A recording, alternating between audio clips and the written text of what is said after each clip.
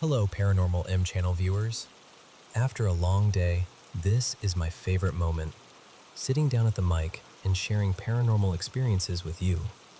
Thank you so much for sending in your stories, and please don't hesitate to send more. I still read every single comment, and I truly appreciate your continued support. Please subscribe and turn on notifications as well. Now, let's get into today's paranormal stories. I've never really known what to call it. A ghost, a demon, something in between. Some kind of presence that's been hanging around my family for years, like it pays rent. Let me back up a little so this makes sense. I'm the middle kid. My older brother, Declan, is the one who gave it a name, because that's what he does when something freaks him out. He jokes first and panics later. He started calling it Mason. My little brother is Eli, and he's the kind of kid who wouldn't hurt a fly. That matters later. We've moved a lot, not because we want to, but because it's hard to find places where you aren't getting screwed over somehow. We've always had food and a roof, but it's been unstable. And honestly, sometimes it felt like this thing followed us, like it didn't care what house we were in, it cared who we were. The first time I remember noticing it, I was about 5 or 6. I was lying in bed, trying to fall asleep, and I kept seeing these shadows in my room. Not normal, a car passed outside shadows. These were wrong. They didn't match the light. They moved like they had their own intentions. And when you're that little, you don't have words for it. You just know your stomach is cold and your skin feels too tight. At first, I thought I was imagining it. But then my parents started having their own experiences, completely separate from mine. Stuff they wouldn't normally admit out loud, especially my dad, because he tries so hard to be the nothing scares me type. Over time, it stopped being subtle. We'd hear heavy footsteps in the hallway when everyone was sitting in the same room. Cabinets would be open when we knew they were closed. There'd be knocks, like someone rapping on the wall with their knuckles, slow and deliberate, like it wanted us to answer. And the TV, this one still messes with me. We'd set it on one channel, and it would just switch. Not glitch out, switch, like somebody had a remote we couldn't see. Then there's my mom. My mom has been through a lot physically. A while back, she hurt her foot badly and ended up on crutches. And I swear to you, this is the part that made it hard to keep pretending it was just weird noises. One night, she got thrown. Not stumbled, not tripped, thrown, like something shoved her with force. She went flying back a scary distance, like several feet, and she screamed in a way I've never heard before. The only people nearby were me and Eli, and I believed him immediately when he said it wasn't him. He's not violent. He's not even the type to slam doors when he's mad. After that, things got darker. There are these periods where my mom gets sick, like exhausted, shaky, nauseous, the kind of sick that drains her. And every time that happens, Mason gets more active. It's like it notices when she's weak, like it's feeding off her being run down. My mom started getting scratches too. Not like I bumped into something scratches. These looked like thin lines, clustered, angry, like someone dragged nails across her skin. Seeing that on your own mom, it does something to you. It makes you feel helpless in a way that sticks in your chest. And the sounds. God, the sounds. We've heard voices that don't belong to anyone in the house. Low murmuring sometimes, like it's just out of reach. Once, there was a growl. This deep, aggressive, chest-rattling growl that did not sound like our dogs. It was louder than any animal we have, and it had this intention behind it, like a warning. Even our pets started acting different. There was one place we lived where the layout didn't even make sense for what we were hearing. The living room ceiling was directly under this tiny upstairs area, barely anything up there. But one night, me and Declan both heard footsteps above us, heavy steps, back and forth. like someone pacing. We looked at each other like, "You heard that too, right?" And then, at another house, Eli started seeing a man. Not a clear face, not clothes, nothing he could describe well, just the shape of a man. And it scared him so badly, he wouldn't walk through certain rooms alone. He'd cling to us like he was trying to crawl into our ribs for safety. And that's when it really hit me. This wasn't just my imagination as a kid. This wasn't just stress. Something was happening. My mom also managed to take a picture once. Something weird showed up in it. She wouldn't explain it much, just said, "I got it. I got something." And I could tell by her voice she didn't feel triumphant. She sounded shaken. Now my parents are putting up cameras. Not even in a dramatic way, just tired. Like, we need proof because we're not crazy. Because lately it's been more active than ever, especially when my mom's health dips. And here's the honest truth. I don't know what it is, but it feels like something that knows us, something that watches and waits and moves closer when it senses weakness. And I hate that we even gave it a name, because sometimes I wonder if that made it more real. Still, when you live with something long enough, you start talking about it like it's a horrible neighbor you can't evict. So yeah, that's Mason. And I really, really hope the cameras catch something, because part of me wants proof. And part of me is terrified of what we'll see if we get it.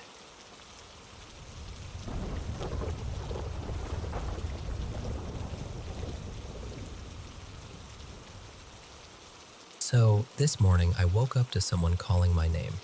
Like, actually calling it. Clear enough that my body reacted before my brain even caught up. It was a familiar voice, too. It sounded like Diana, the woman who usually comes by to help take care of my mom. She's here a lot, so the sound of her voice doesn't feel strange in itself. Except for one detail. Today isn't one of her days. So before I even opened my eyes, I had that half-asleep confusion where you're trying to assemble reality out of fog. Like, did I sleep through something? Did she come early? Did I miss an appointment? I sat straight up in bed, heart already doing that small, uneasy sprint. And I'll be honest, my first thought wasn't ghost. My first thought was, what is going on with me? Because over the past year, I've had something else happening too. Knocking. It's almost always 3 knocks. Not during the day, not when I'm wide awake and busy, always at night. Usually when I'm drifting off, or hovering in that weird in-between space of waking up. Sometimes it's so real I'll hold my breath and wait for it to happen again. And here's the thing, I'm in my late 40s now, and I've noticed little changes. Nothing dramatic, but things like forgetting a word for a second or walking into a room and blanking on why. Normal aging stuff, but enough that it makes me wonder if these experiences are neurological. Like, maybe my brain is misfiring during sleep transitions. Except, there are pieces of this that make it hard to keep it neatly in the "it's just me" box. I rent the whole house from my closest friend, Marissa. Last year, she lost her husband, Evan. It hit her in a way that still sits heavy in the room when she talks about him. Right after he passed, she spent a while staying with me here. And one day, she told me something that made my skin go cold. She said one night she woke up in the guest bedroom, the same bedroom I usually sleep in, because she heard a voice calling her name. And she wasn't vague about it. She didn't say, "It sounded like someone," or "maybe I imagined it." She said she knew it was Evan. And the way she described it, quiet, stunned, almost embarrassed to admit it, made it worse. Like she wasn't trying to convince me. She was just shaken all over again by the memory. Then there's my mom. My mom lives with me, and when she first moved in, there were a couple incidents I tried really hard to explain away. I told myself it could be stress, sleep disruption, maybe her mind doing strange things in the night. She's had anxiety, and I've worried about early cognitive decline before, so I had a whole file of reasonable explanations ready to use. But one night, she woke up yelling, full panic in her voice. When I ran to her room, she was sitting up, trembling, and she said someone had been calling her name. She kept repeating that it was crystal clear, and she looked at me like she didn't recognize her own house. A few weeks later, early morning, we were both just waking up. I walked into her room and she asked me, "Who was here?" I said, "What do you mean?" And she told me she thought I had gotten up to let someone in because she heard knocking. Again, that sure, certain tone, like she couldn't believe I was even questioning it. I tried to reassure her. "No one was here, Mom." But she actually laughed, this sharp little laugh, and said something like, "I know what I heard. There's no way you didn't hear it too." That stuck with me. Not because it proves anything, just because she wasn't confused in that moment. She wasn't dreamy or disoriented. She was confident. She went quiet for a long time. And when she finally spoke, she said, very softly, "I think so too." I asked her why, and she told me she'd seen a shadowy figure, a tall man, standing in her doorway. She didn't dramatize it. She didn't spin it into a story. She just said it, plain as anything, like she was admitting she'd found mold behind the dresser. And I remember standing there thinking, okay, so now what do I do with that? Because yes, my faith matters to me. Back in 2020, I had a real turning point in my life. After that, I went through a stretch where things felt heightened, like the world had a thinner veil for a while. I had several experiences I couldn't easily explain, one after another. But even with all of that, I've never had this kind of thing. Voices calling names, knocks that repeat, multiple people in the same house describing the same sort of disturbances. So now I'm left in this uncomfortable middle place, where part of me wants a clean medical explanation, and part of me is watching the pattern and thinking, this isn't nothing. And honestly, the hardest part isn't fear in a dramatic sense. It's the quiet uncertainty. That feeling when you wake up and for a second you don't know whether you're alone, whether your mind is playing tricks on you, or whether something else is brushing up against your life. That's where I am right now. Just trying to make sense of it, and trying to decide what I believe about what I'm hearing.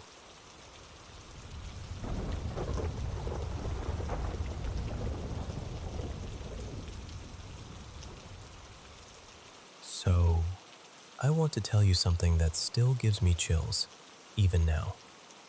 I'm from India, and this didn't happen directly to me, but it happened to someone very close to my heart. Let's call her Mira. Mira is originally from Odisha, but she grew up mostly in West Bengal, where I live. Her grandparents stayed back in their hometown, and for years, that place was like this warm little anchor for her. Familiar rooms, old stories, the kind of love that feels steady even when life changes. In January 2024, Mira's grandfather passed away. And this is the part she still carries with her, quietly. The day before he died, she was exhausted, just completely drained, and she didn't talk to him. Not properly. Not one last time. Later, she told me it felt like her body gave up right when her heart needed to show up most. Now, you should understand, Mira and her grandpa were incredibly close. Like, soft close. The kind where you don't need big conversations all the time, because love is already sitting in the room with you. And there was this one tiny thing between them that sounds silly until you hear it in context. When Mira was younger, she had this stuffed toy, a little plush bear she adored. It went missing back in 2018, and after that, every time she visited her grandparents, She'd jokingly tell her grandpa, "Okay, you have to find it this time." And he'd always play along, like it was a mission they were both still working on. Her grandmother, though, she's not someone who texts. She speaks Odia, and she doesn't really understand Bengali well. She's also never been comfortable typing, especially not with English letters.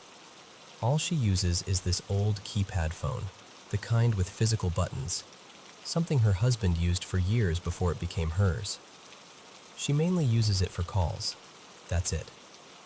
Okay, now fast forward to a monsoon evening in July 2024. Mira and her family were traveling to Odisha. They reached their hometown around early evening, maybe a little after 6. Everyone's tired, bags everywhere, that familiar rush of arriving after a long journey.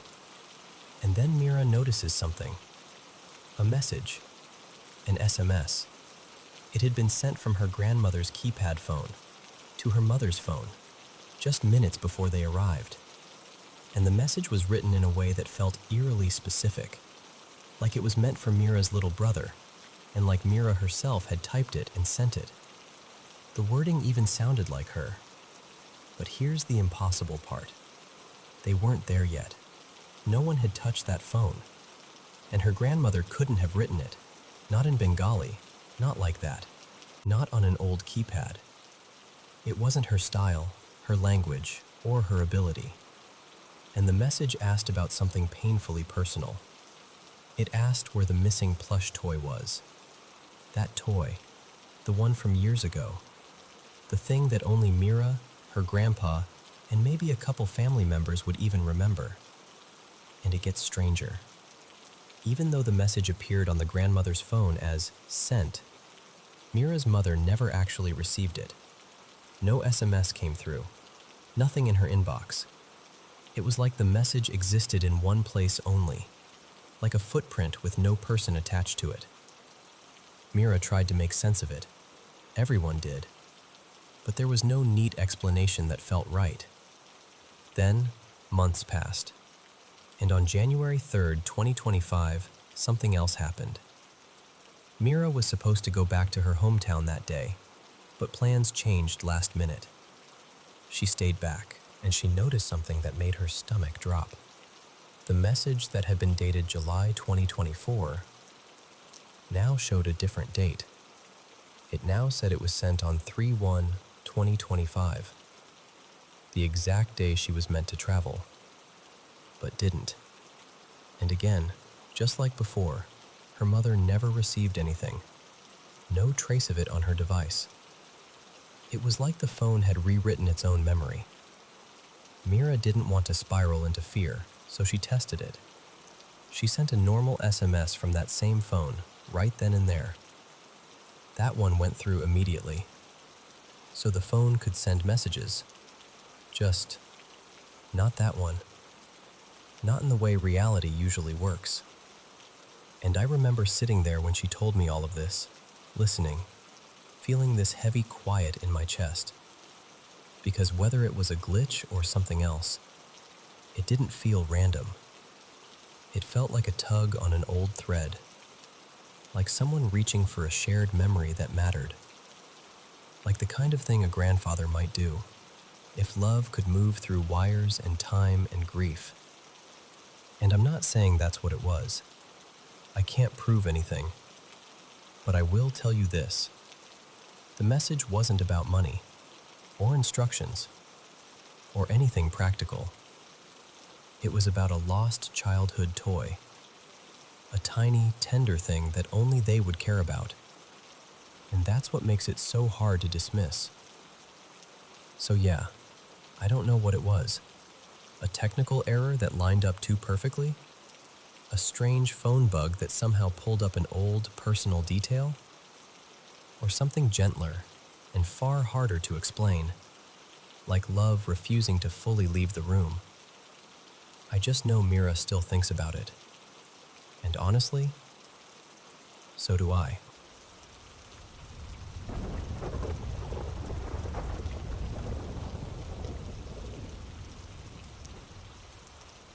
Okay, so here's the backstory.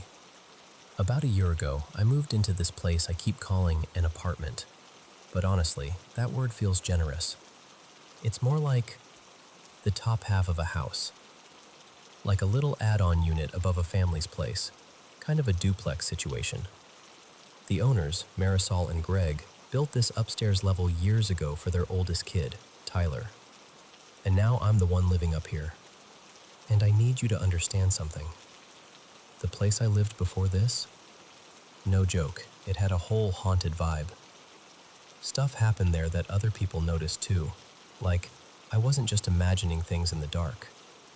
So when I was moving in here, that topic came up in conversation, and Tyler just kind of smirked and goes, "Yeah, wait until you stay here." At the time, I laughed. I genuinely thought he was teasing me because I just told him about my last place. But then, about a week after moving in, I'm in bed late, half asleep, not even scrolling or anything. And I start hearing this weird sound, like a soft, rushing, airy, whirling noise. At first I'm thinking, is the wind hitting something? Is there a vent open? It's subtle, but it's steady enough that I can't ignore it.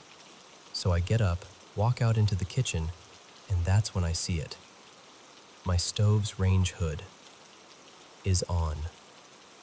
And not like, oh, maybe I bumped it earlier. No, I know I didn't touch it. And this thing isn't one of those easy toggles. There are 4 settings, and you have to actually press the button in with a little force. It's not sensitive. It's not the kind of thing that flicks on if you brush past it. I stood there staring at it like I was waiting for it to explain itself. After that, I didn't have anything else happen for a while, so I tried to let it go. I told myself it was a weird fluke. Maybe an electrical issue. Maybe I was tired. Maybe anything. But then, months later, something new started. And this is the part that's messing with me the most. Every single night, like it's on a timer, at 12:30 a.m., it begins. This tapping, or knocking. Sometimes it sounds like a small bang. It's coming from somewhere around my bedroom. Wall, floor. I can't even pinpoint it because it shifts in the way sound does at night when you're lying there trying to figure out if you're losing it. It continues until morning. Usually around 6 a.m. it fades out. And what's weird is the schedule of it. Like, why would pipes or wood or anything natural be so punctual? It's not random. It starts at 12:30 every night, like clockwork. The worst part is between 3 and 4 a.m. That's when it gets loudest. Like whoever or whatever is doing it decides that's the prime time to really commit. And it doesn't even have a pattern. It's not like tap, tap, pause, tap, tap, pause. It's different every time. Sometimes it's quick. Sometimes it's spaced out. Sometimes it's like someone is testing different intensities just to see what gets the biggest reaction out of me. It'll go for anywhere from 30 seconds to 2 minutes at a stretch, then stop long enough for me to think, okay, maybe it's done.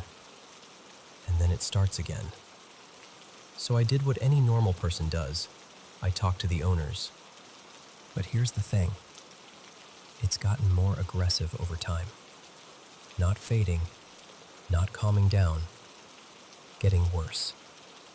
And it's waking me up over and over again, like multiple times a night, night after night. It's that specific kind of exhaustion where you start dreading bedtime because you already know what's waiting for you at 12:30. And tonight, this is why I'm even telling you this right now. I'm sitting here wide awake at 4:20 a.m. because it woke me up again. I'm not even fully angry anymore. I'm just worn down. I need someone to tell me what this is because I'm out of explanations. I've tried recording it too, and it's almost like it reacts to that. Sometimes the second I reach for my phone, it slows down or stops like it knows. Other times, it does the opposite. It goes completely full force, like it's daring me to catch it. I have clips from tonight, short ones because nobody wants to watch hours of knocking, but I've got enough to prove I'm not making it up. And I'm just sitting here thinking, what is this? Because I can handle a weird one-time range hood incident. I can even brush off the occasional house noise. But something that starts at 12:30 a.m. and knocks through the night like it has a routine? That's not just old house behavior. So, yeah, that's where I'm at.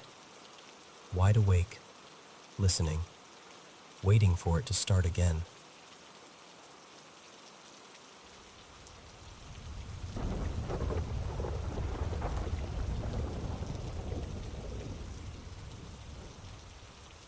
So, I didn't think I'd ever be the kind of person to tell a story like this, but here we are.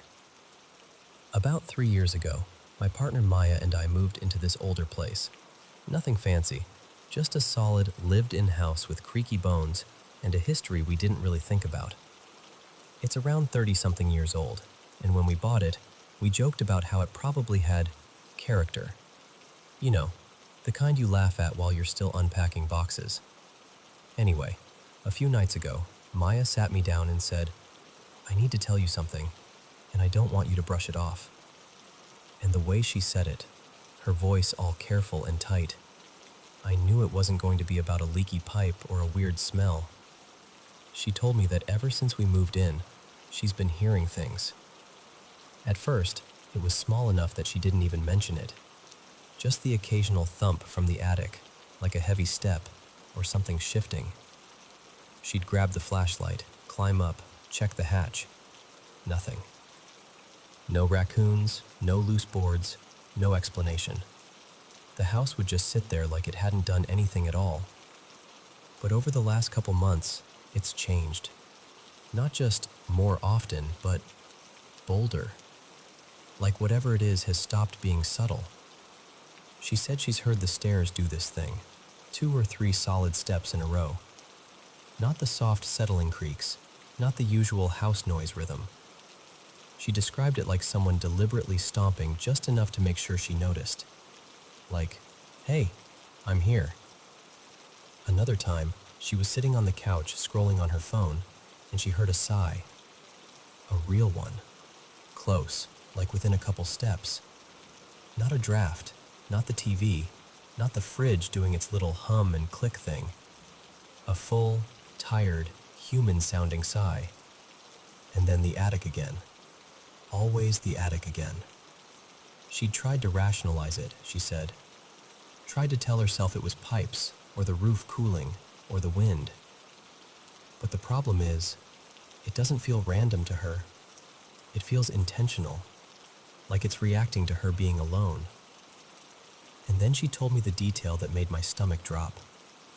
She said she only hears these things when I'm either asleep or not home. Not usually. Not, "I think so." She said it's a pattern she's noticed so clearly that she can almost predict it now. If I'm out running errands or I've gone to bed early and she's still up, that's when the thumps happen. That's when the footsteps happen. That's when the sigh happens. But if I'm home and awake, nothing. Silence. Normal house.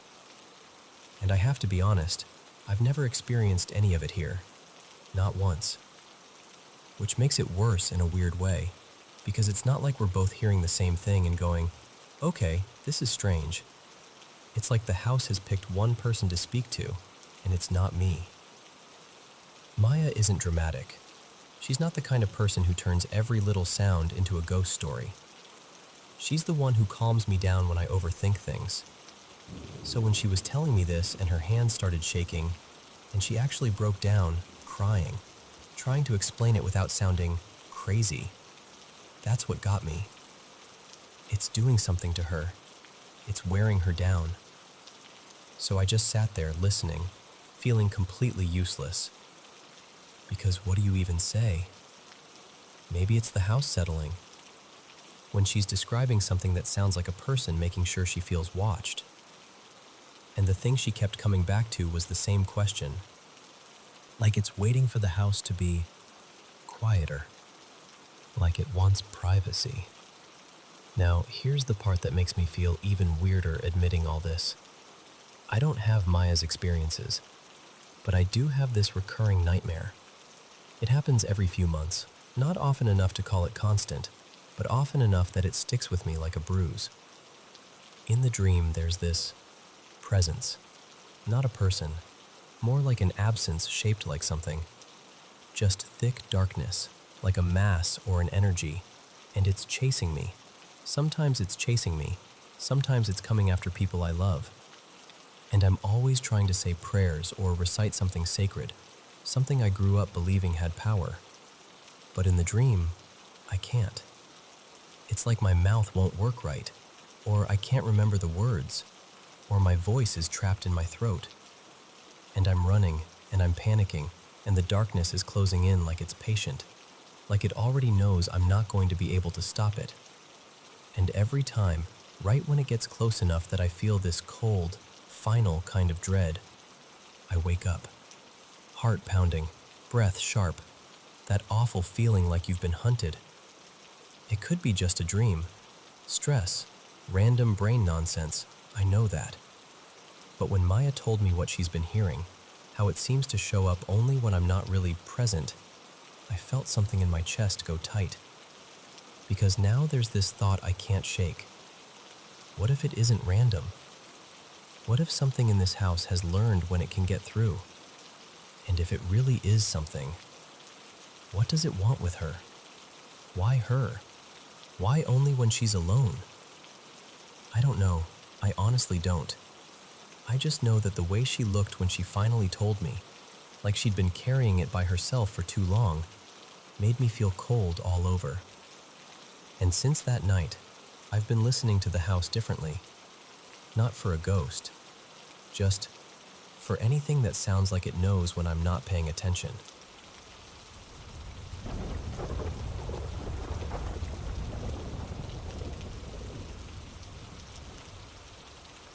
Okay, so I need you to hear me out, because if I say this out loud to the wrong person, I'm pretty sure they'll smile politely and start backing away. I've always believed in the paranormal, not in a every creak is a ghost kind of way, but more like, I think there are reasons things happen. In my head, it's usually one of two things: pain that clings to a place, or something dark that got invited in. Like human spirits stick around because something awful happened, or because they want something finished. And the truly evil stuff? I've always believed it needs a door opened for it. By people, by choices, by invitation.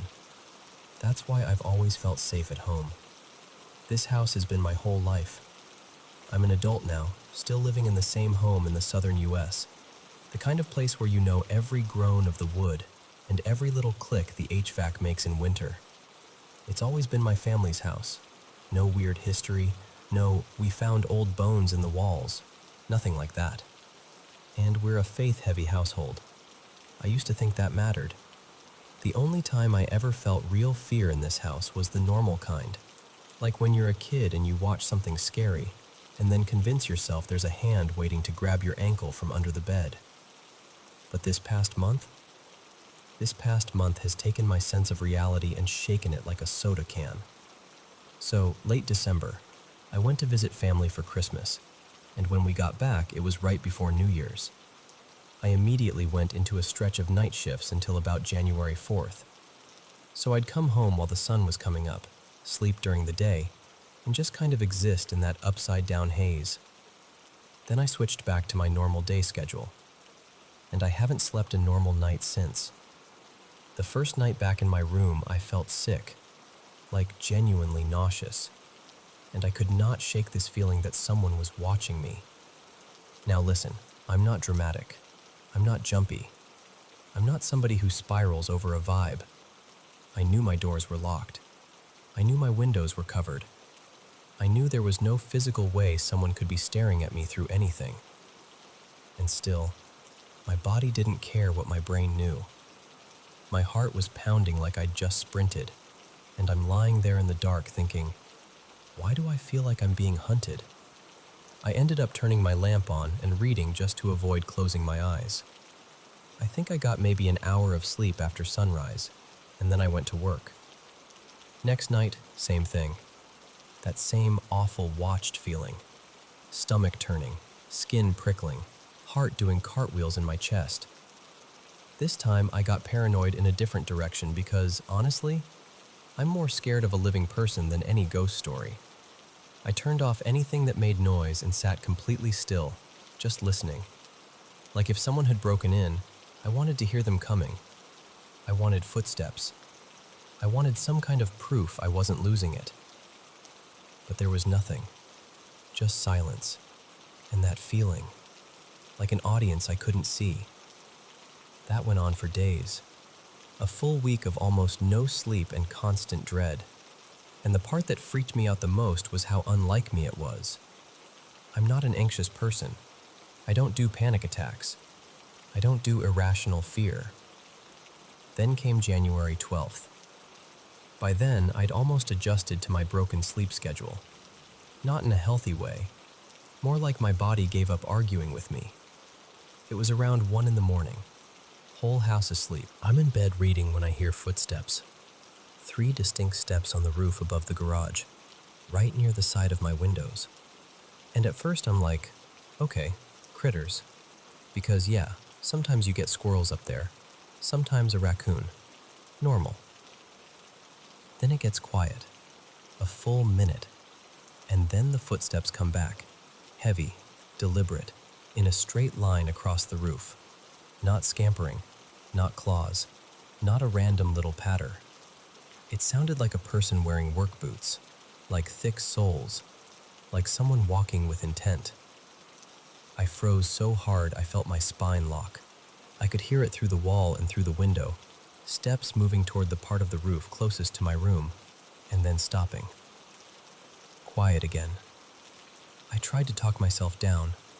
I remember whispering, "It's a big raccoon." Like if I said it enough times, it would become true.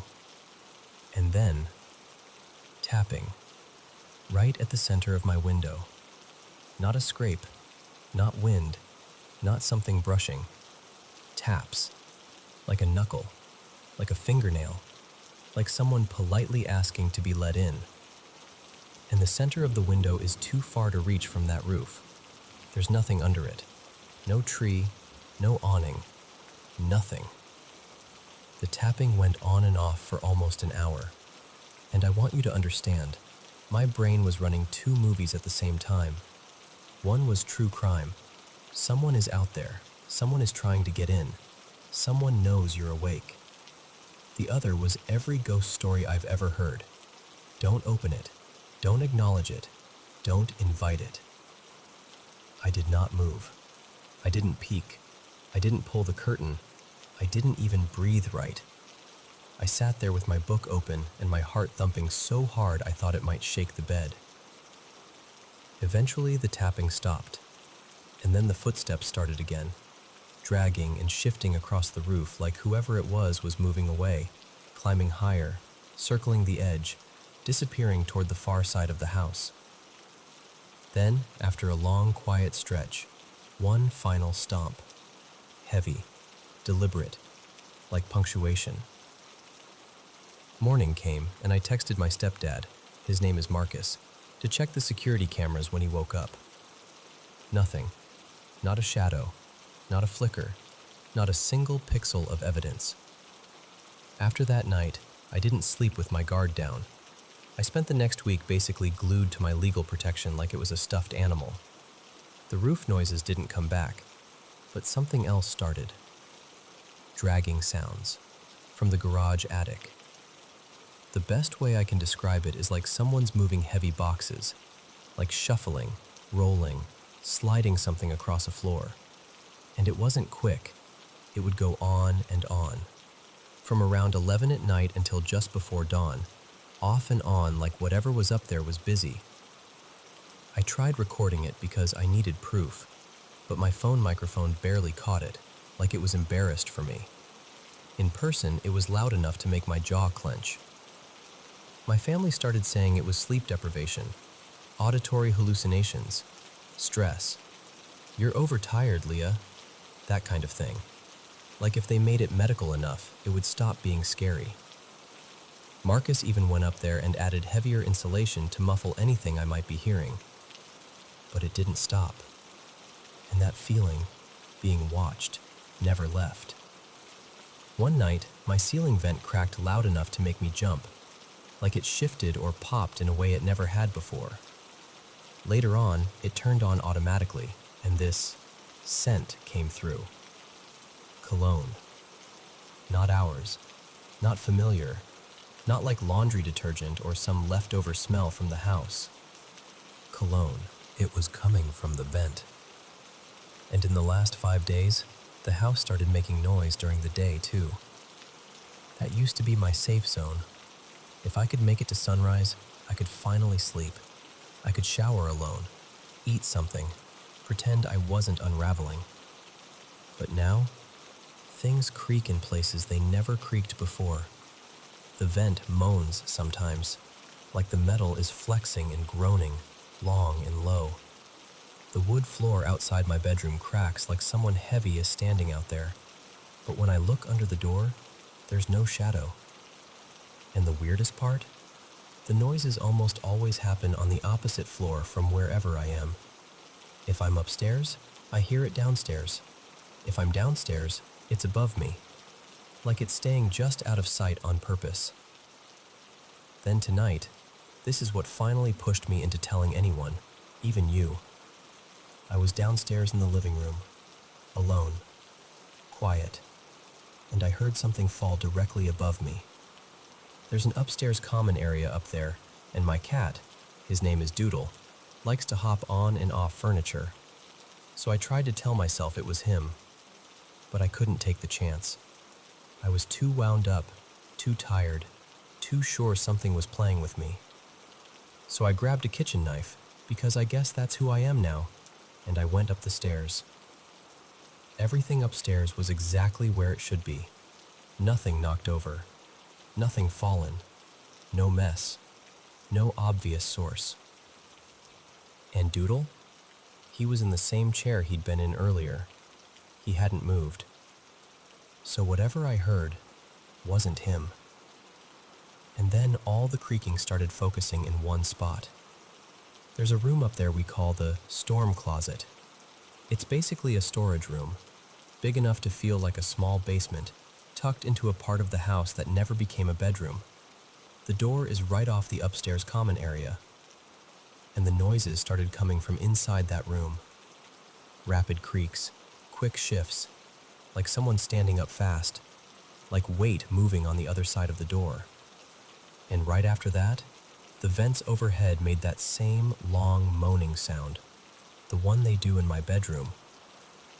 I stood there holding a knife, staring at that door, and I'm telling you, I have never wanted to be brave less in my entire life.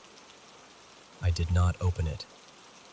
I stepped back, like the world's worst horror movie character who finally learned something, and I actually, God, I can't believe I did this. I held the knife up toward the door and the vent like I was warning the house. Then I went downstairs. It's been about an hour. I'm on the couch now, still listening, and I can hear footsteps above me again. Clear, measured, like someone walking around. Doodle is with me now, pressed against my leg like he knows I'm not okay, but he's not freaking out. The dog isn't losing it either. None of my animals are doing that stereotypical, there's a ghost thing people talk about. So here's where I'm stuck. Is this a spirit? Or is this a person? Because I like true crime, I know about people hiding in houses. I know about the kinds of things mentally unwell people do when they latch onto someone. And that scares me in a very real, practical way. But I also love ghost stories. And I know how they start. Small, subtle, escalating. A feeling, a sound, a pattern. I'm exhausted. I'm terrified. And I've never felt so alone in my own house, because nobody else is experiencing it. Nobody else believes it's real the way it's real to me. And even if it stopped tomorrow, if everything went quiet and peaceful, I don't know if I could sleep anyway, because now I'm afraid of what happens when I finally let my guard down. So tell me, do I call the police or do I call my psychiatrist? Because right now it feels like those are my only options, and I'm desperate enough to pick any of them.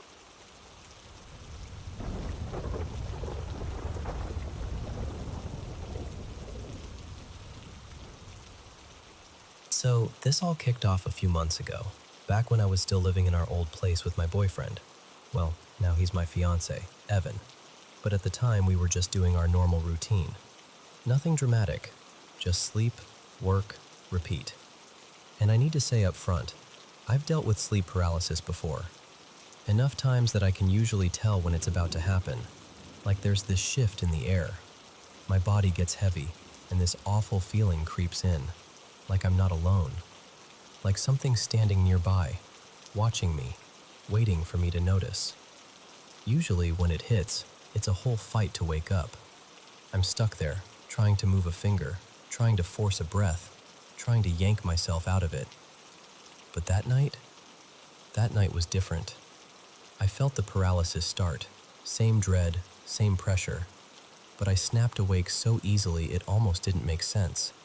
Like someone flipped a switch and I was just up, sitting upright in bed, heart already thumping. We sleep with the closet door cracked open, always have. I don't even know why, habit I guess. So I sit up and my eyes go straight to the closet. And I swear to you, standing there in the doorway was my dad. Except, not my dad. He looked like him, in the way a nightmare can look like someone you love, but his skin was ruined, charred, like he'd been through something unspeakable. Not just burned, cooked. And there were these faint, angry orange glows underneath, like embers showing through splits in the skin. It reminded me of those horror game creatures that look human until you notice they're basically walking ash. And the worst part wasn't even what he looked like. It was that he didn't move. Not even a little. No breathing, no shifting weight, no blink. Just standing there, perfectly still, like he was placed in the doorway and forgotten. My brain tried to be reasonable. My dad works around industrial heat. He's a furnace tech. He's told me stories that make my stomach turn. Guys getting hurt, near misses, things you don't unsee. So I told myself, okay, subconscious, stress, sleep paralysis doing what it does. So I blink hard. I rub my eyes. I stare again. Still there. I was wide awake. I could feel the sheets. I could hear the faint hum of the apartment. Evan was breathing beside me. And that thing, wearing my dad's shape, just stood there. I don't know how to explain what happened next without sounding insane, but I think my mind chose survival over logic. I just laid back down. Like if I didn't acknowledge it, it would stop being real. I turned my face toward the pillow, pulled the blanket up, and somehow, I fell asleep again. I woke up the next morning and told myself it was over. It wasn't. About 2 weeks later, I wake up to my phone blowing up. Texts from my mom, frantic. Like, all caps frantic. She's like, "Are you okay? Please answer." So I'm half asleep, squinting at the screen, and I text back, "Yeah, I'm fine. What's going on?" And she tells me this. That morning, she heard my voice at their back door. Not a knock, not footsteps. My voice, saying, "Mom," over and over and over again. Just, "Mom, Mom, Mom."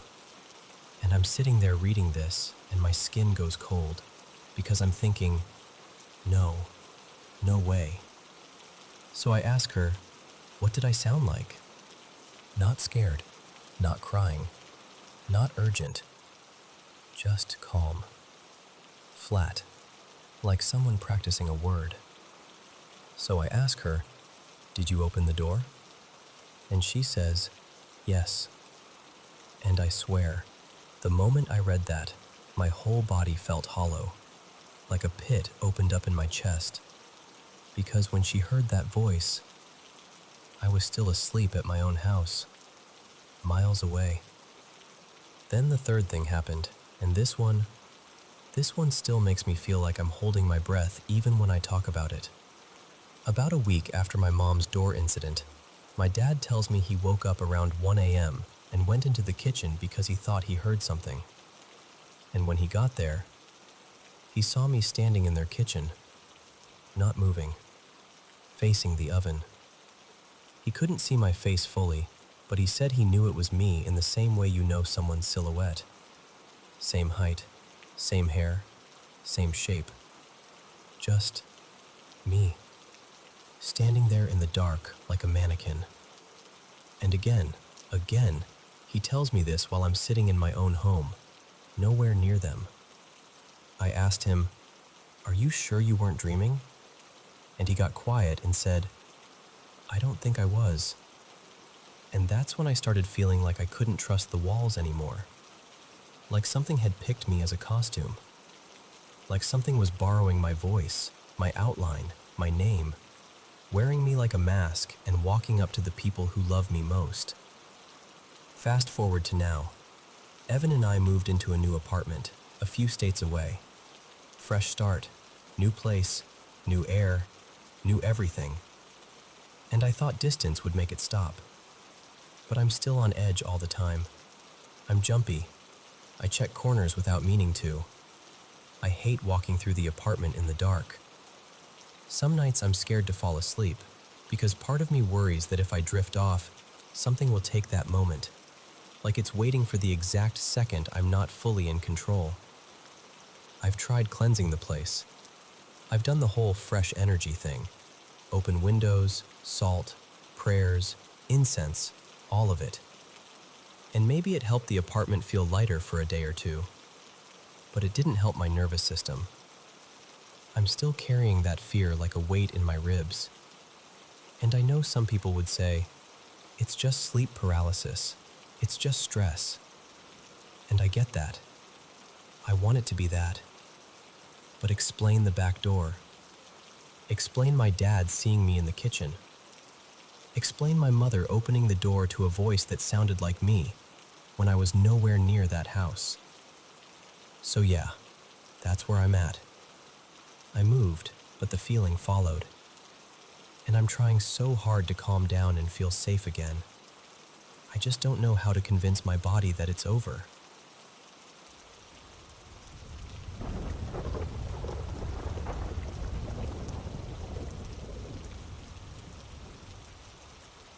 Hey, so I've been carrying this around for a while, and I just need to say it out loud to someone who will really listen. Earlier this month, my dad's name was Ron, but everyone called him Ronnie, ended up in the hospital. He'd been feeling off for a bit, like run down in that stubborn, I'm fine way dads do. He kept insisting it was just the flu or some bug he'd shake off. And then, on his birthday, he went into cardiac arrest. Here's the part that still makes my stomach drop. His birthday is also the same day my mom died. 10 years ago. Cancer. Same date. I don't even know what to do with that. I'm not trying to turn it into some sign or meaning. It's just always felt eerie to me. Like life can be way too precise in the worst ways. They brought him back after the arrest, though. They got a pulse. And for a moment, we were just hopeful. Like, okay, he's still here. We've got a chance. But the truth is, he'd been really sick for years. Since around 2020, honestly. He was tough as nails and would act like everything was normal, but it wasn't.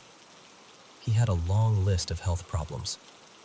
At one point, he needed a trach, and after that, it felt like hospitals became part of our routine. In and out, over and over. ICU more than once. Near misses that still don't feel real when I look back. It was like he kept slipping away and somehow clawing his way back. After the cardiac arrest, they put him on life support. He needed a lot. High oxygen, the ventilator doing so much of the work, numbers that never really improved the way we kept praying they would. He drifted in and out of consciousness, like he was halfway here and halfway somewhere else. And he stayed in ICU like that, almost 2 weeks. They tried to turn things down, settings, oxygen, meds, and nothing would budge. Nothing. He had pneumonia, but not the typical kind. The doctors explained it was the kind immunocompromised people get. And then, on top of that, there were 2 other infections in his lungs that just would not move, no matter what antibiotics or treatments they tried. Every day felt like waiting for someone to tell us if today was the day things finally turned around, or the day they didn't. And I kept thinking, my dad wanted to live. He was the kind of person who would choose, save me at all costs. He wasn't someone who would quietly give up. So I held on to that, like determination could carry him through. But his body was exhausted. Last Friday, I was at work when palliative care called. They told me to come right away. Immediately. My heart started racing before they even finished the sentence, because you don't get a call like that unless something has shifted. When we got there, they were gentle but clear. They said the chances of him making it out, like really making it out, were very slim. And they explained what the next steps could look like, keeping him on everything, hoping for something that wasn't showing signs of happening, or moving him to comfort care and letting him go peacefully. And then came the decision. It was me and my stepmom, Lena. We're the ones who had to choose. And I don't even know how to describe what that feels like. It's not like making a decision in real life, where you weigh pros and cons. This was deciding whether to keep fighting with machines when his body was already screaming, I can't. It was the hardest thing I've ever done. Nothing comes close. I stayed with him the entire day. So many people came. Family, friends, people I didn't even expect. And weirdly, that made me happy in the middle of all this pain, because he was loved. So loved. There was support wrapped around him, even if he couldn't fully take it in. We didn't tell him exactly what we were doing. We didn't say, we're taking you off everything. I couldn't. I didn't want him to be scared. I had already seen so much fear in his eyes during those 2 weeks, this wide, helpless fear, like he didn't know what was happening or who to trust. He'd had ICU delirium too. They had to restrain him at times because he'd reach for tubes, try to pull things out. Watching that, I felt sick. He looked so vulnerable, so trapped, like his body and brain were both fighting battles he didn't sign up for. And he never trusted hospitals. He just didn't. Being there made him anxious even on the best days, and now he was stuck there, unable to fully communicate, surrounded by alarms and strangers. At one point, I asked a doctor if I was doing the right thing. I needed someone to tell me I wasn't about to ruin my life with regret. And the doctor looked at me and said something I'll never forget. You're not making the choice. His body is. He's tired. When it was time, they started the medications to keep him comfortable. And I thought, okay, maybe this part will be gentle. Maybe he'll just slip away. But watching him die was horrible.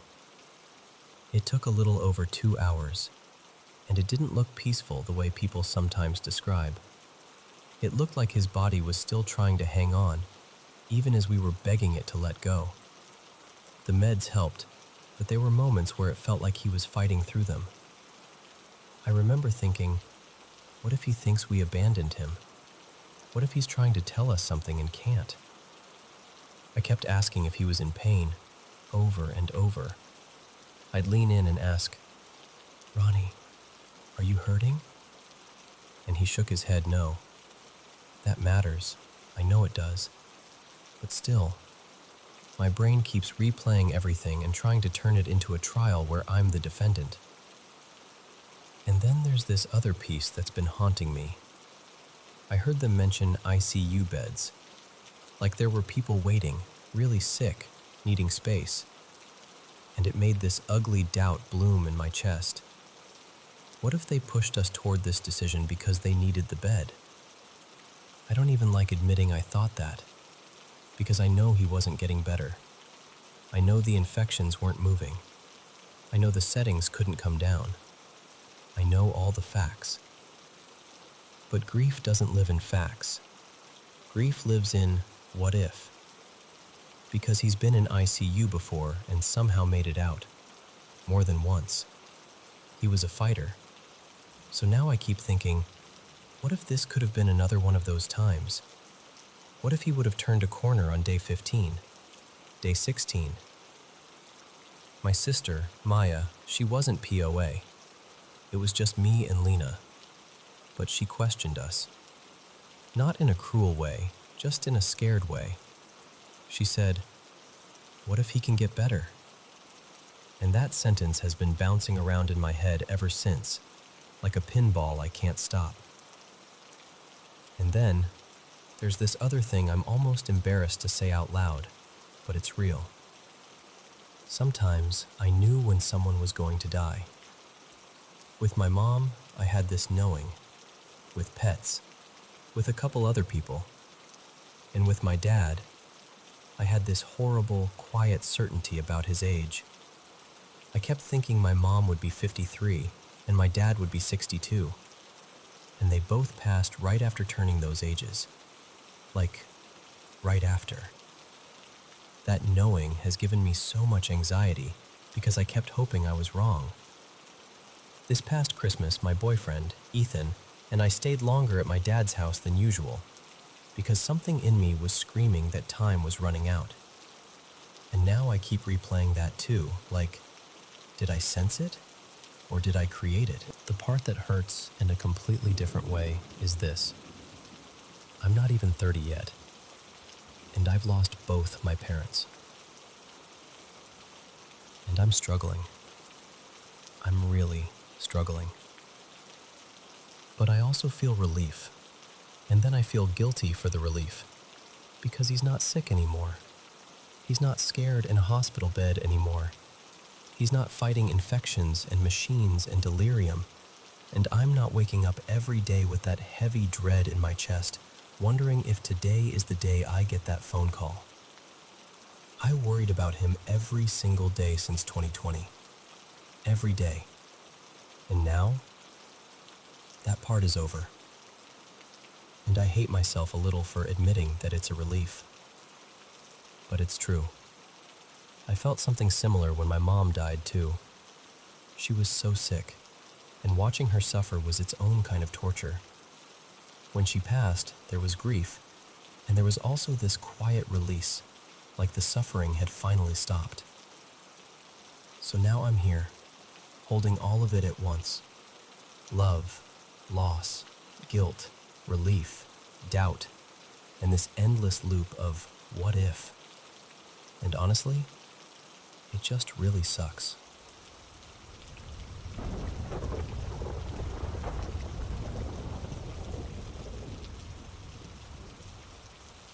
So, I've got to tell you about the house I grew up in, because it's the kind of place that feels like it's holding its breath. It's an old home, built back in the 1920s by a family in town called the Harrisons. And from what I've been able to piece together over the years, they went through a kind of grief that just stains a place. You know what I mean? Like the walls remember. The mother, her name was Edith, she lived a long life, and she eventually passed from natural causes, right there at her little writing desk in the kitchen, downstairs. That part is sad, obviously, but I've never felt like she stayed. Same with the rest of the family, honestly. But the upstairs? That's different. Upstairs has always felt occupied. When I was younger, I didn't have a name for it. I just knew there was something up there, especially near the landing, where you can look down over the staircase. It was like there was a heaviness parked in that spot, like an invisible person who never moved on. Years later, after I got older and started digging into the history, I learned about Edith's son. His name was Daniel Harrison Jr., and his story hit me right in the chest. In the late 1950s, Daniel got wrecked by life in a way that's painfully human.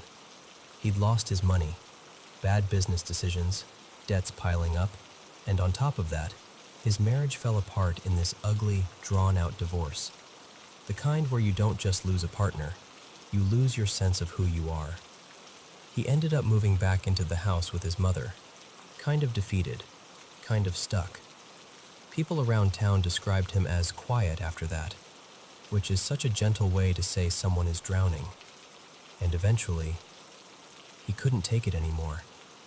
From what I've been told, and what records hint at, Daniel went upstairs and took his own life, right above that landing that overlooks the stairs. The exact place that's always felt wrong to me. That detail made my stomach flip when I first read it, because it was like the house finally explained itself. I'll be honest, finding out his name weirdly made me feel calmer. Not because it isn't tragic, it is. It's awful. But because it meant the presence I'd lived with all those years didn't feel like some faceless monster. It felt like a person. A desperate, hurting person. And I hate admitting this, but I understood it. I've never wanted to die, not truly, and I wouldn't do that to myself. But I know what it's like to brush up against depression so hard, you start thinking thoughts that scare you. That dark, hopeless tunnel feeling. So when I learned Daniel's story, I felt sad, but not terrified. It made the haunted feeling upstairs feel less like something evil, and more like grief that never got put down. And listen, it isn't just me. So many strange things have happened in that house. Things my siblings experienced. Things friends experienced when they stayed over. Even people in my town have told me stories about weird moments in that house, like they already knew it had a reputation. And some of them added little details about deaths and tragedies connected to it, like the place has been whispered about for decades. More recently, my own grandmother passed away in the house. But I didn't feel her. I didn't feel Edith either. Downstairs feels quiet in that way. Sad memories, sure, but not present. The only thing I've ever truly felt as a presence is still upstairs. That same heavy, watchful feeling I've known since childhood. And now, I believe it's Daniel. There's this video I took recently because I wanted proof, or at least something tangible. In it, you'll hear me actually call his name. I'm talking to him like he can hear me, like he's right there. And while I'm standing at the bottom of the staircase, the stairs leading up to where he died, you hear this loud thump. Just a solid hit, like something heavy dropped. And then a few seconds later, you hear two loud scraping sounds, like something dragged across the floor up there. And the thing is, nobody was upstairs. No friends, no siblings, nothing. And none of my pets were up there either. I checked. I always check. So when I listen back to that audio, I get this chill. Not the horror movie kind, not the run for your life kind. More like that unmistakable feeling of being responded to. Like something heard me. Like someone heard their name.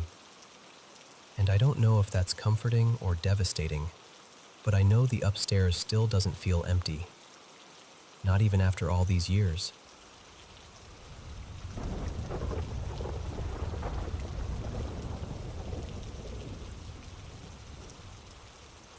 Okay, so I tried sharing this in a quantum physics thread and it was a mistake. I got mocked, and I'm not here for that. I'm here because I want something real.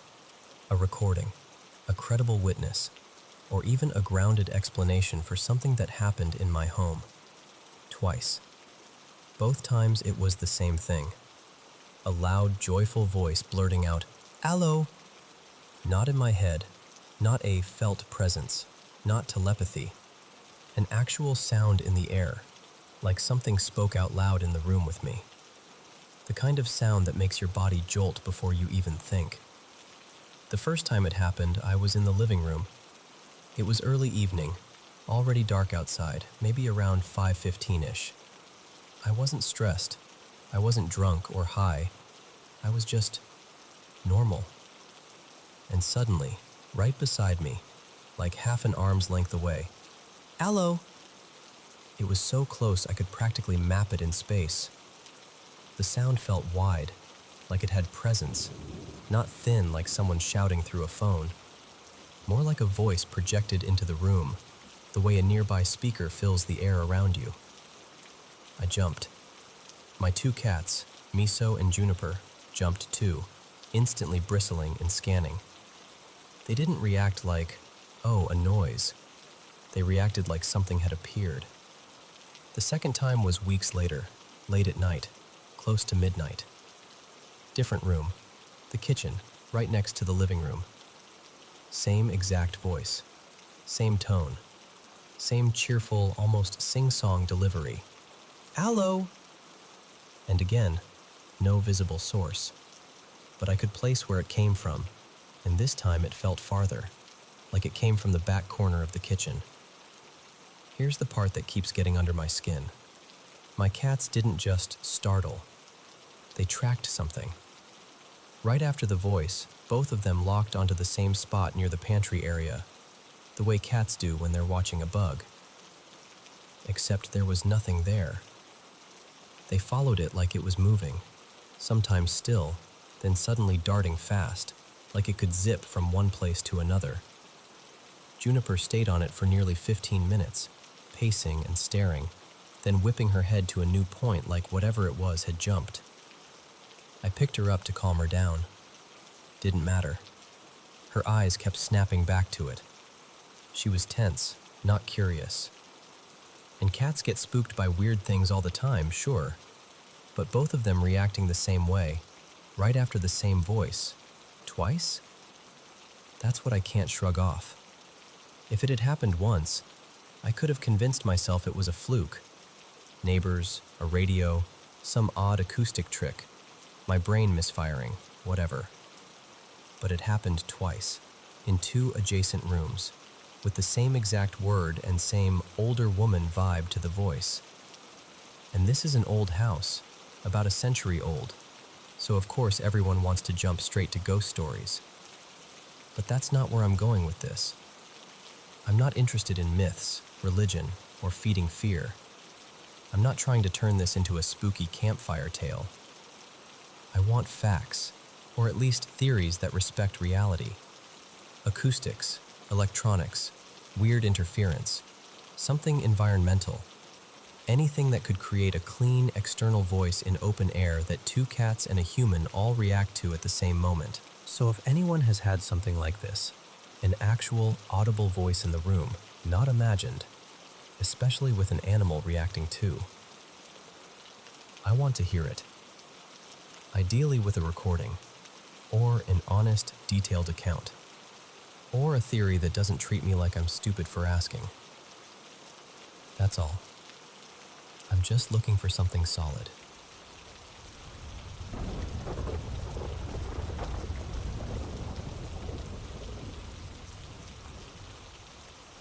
Hey, okay. I know this is going to sound dramatic right out of the gate, but please just hear me out. I honestly don't even know where to put all of this, or who to say it to, so I'm kind of just talking into the void and hoping someone understands.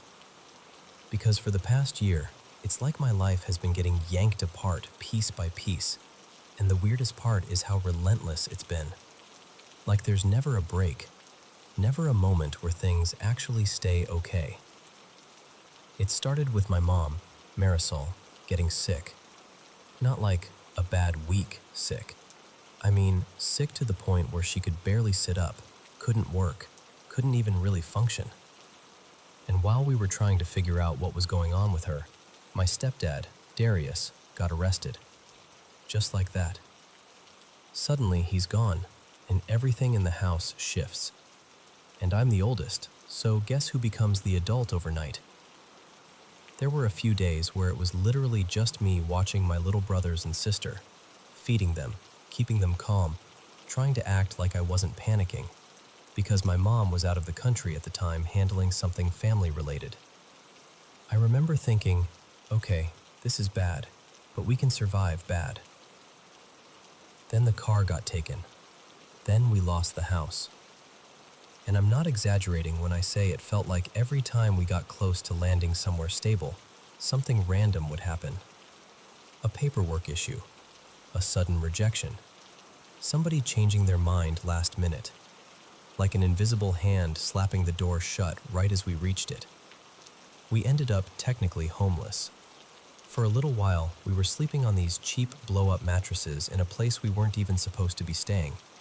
Not because we wanted to, because we had nowhere else. Every night, I'd lie there, listening for footsteps, terrified the owner would walk in and we'd get thrown out on the spot. We got lucky. Nobody showed up. Eventually, we found another place. It wasn't perfect, but it was a roof and walls and a lock on the door. And for a second, I thought, okay, maybe this is the turn. But the money problems didn't stop. It was always something. Always. And now, we're homeless again. And this is where it starts feeling like more than just life being hard, you know? Because our landlord, out of nowhere, completely flipped on Darius, like a switch. And he tells us, basically last minute, that we need to pay $5,000 or we need to be out by early morning the next day. Early morning. Like we're not people, like we're not a family, like we can just spawn $5,000 out of thin air overnight.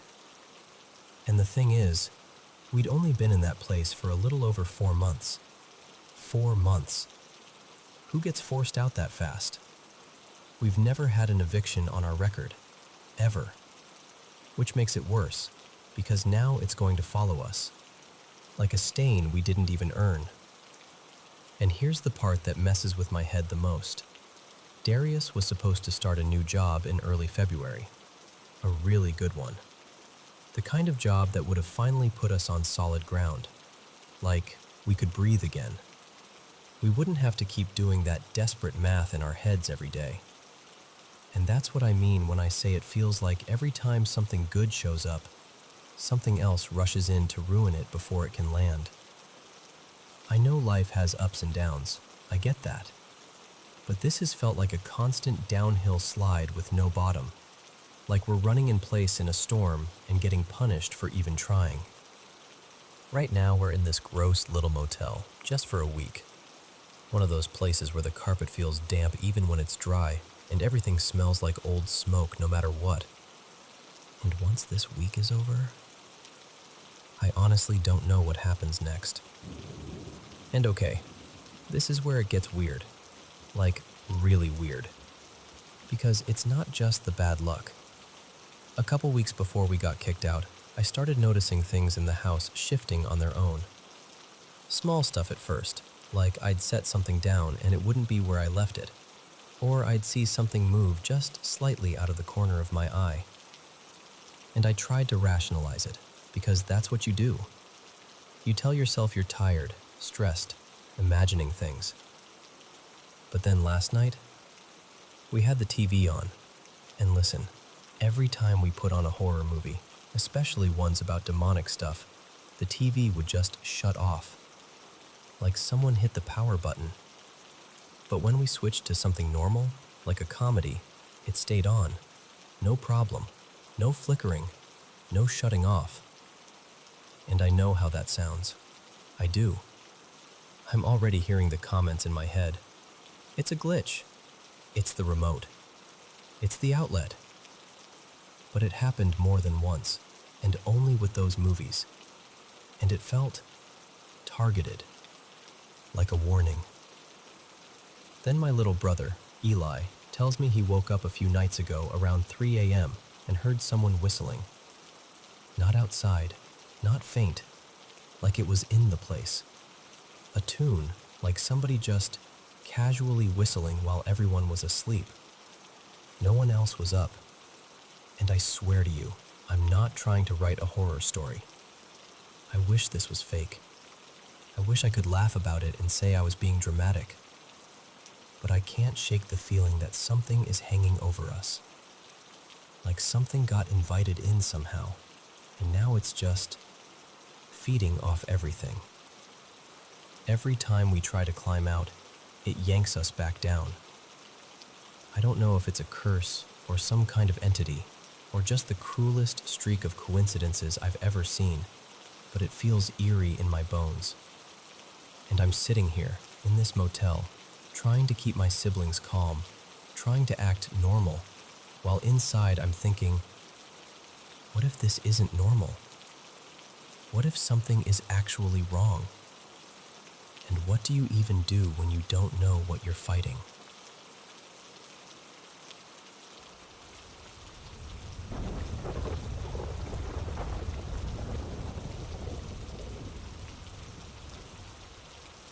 So, something really weird happened a couple nights ago, and it's still giving me that gross, crawly, icked out feeling. I figured I'd tell you like I'd tell a friend, because I honestly don't know what to make of it. Okay, context first. My partner, Marin, and I have this goofy little thing we do when we're being dumb together. It's this super specific, high-pitched tongue trill sound, like a rapid little chir-chir-chir. Not a word, not a whistle, not a bird call, just this ridiculous noise we bounce back and forth when we're feeling playful. And the thing is, it's so oddly specific that we've never heard anyone else make it. Not on TV, not out in public, not anywhere. That night was just one of those cozy, giggly nights. We each had one gummy, nothing wild, put on a playlist, watched a couple movies on the couch, and we're generally being idiots in the best way. At some point, we definitely did our little trill at each other a few times, laughing like children. Around midnight, we wandered into the bedroom and crashed pretty quickly. Like, lights out, done. And then, 3:31 a.m. I wake up instantly to that exact trill sound, the exact one I just described, coming from the living room. Not muffled, not distant, not like maybe that was a pipe or maybe that was the building settling. It sounded clear, like it was happening in our apartment, in that room, right where we'd been earlier. At first, I'm trying to talk myself down like, okay, nightmare, brain replaying nonsense. But then I roll over, and Marin is already sitting straight up in bed too, wide awake, staring toward the door. We just looked at each other for a second, one of those silent, loaded looks like, please tell me you heard that. Then she whispers my name and goes, was that? And she immediately starts calling for our cat, Pepper, thinking maybe Pepper made some weird meow or chirp. Except Pepper was asleep, curled up right by the bed. Didn't even flinch. Full-on cozy coma. That's when my stomach dropped. I got up fast, like heart racing fast, and did the most cliché thing ever. I cleared the apartment. Bedroom, bathroom, kitchen, living room, behind the shower curtain, everything. I checked the front door, checked the windows. Nothing. No one. Just our quiet apartment, exactly as we left it. And then I stood there in the living room, in the dark, with this gross feeling like I wasn't supposed to be there. I've tried so hard to explain it in a normal way. We live in an older building, but it's solid. The walls are thick enough that we barely hear our neighbors. Sometimes we'll hear faint footsteps from upstairs, but voices are rare, and if we do hear anything, it's always muted, always, obviously, through a wall. Even storms can roll in and we won't notice until we look outside. And what we heard wasn't even loud. That's the creepy part. It was just distinct, like it was close enough to be personal. The obvious explanations don't sit right either. "It was a dream" doesn't work because we both woke up at the same time and both reacted. And Marin sleeps like a rock. She's the kind of sleeper who could snooze through a parade.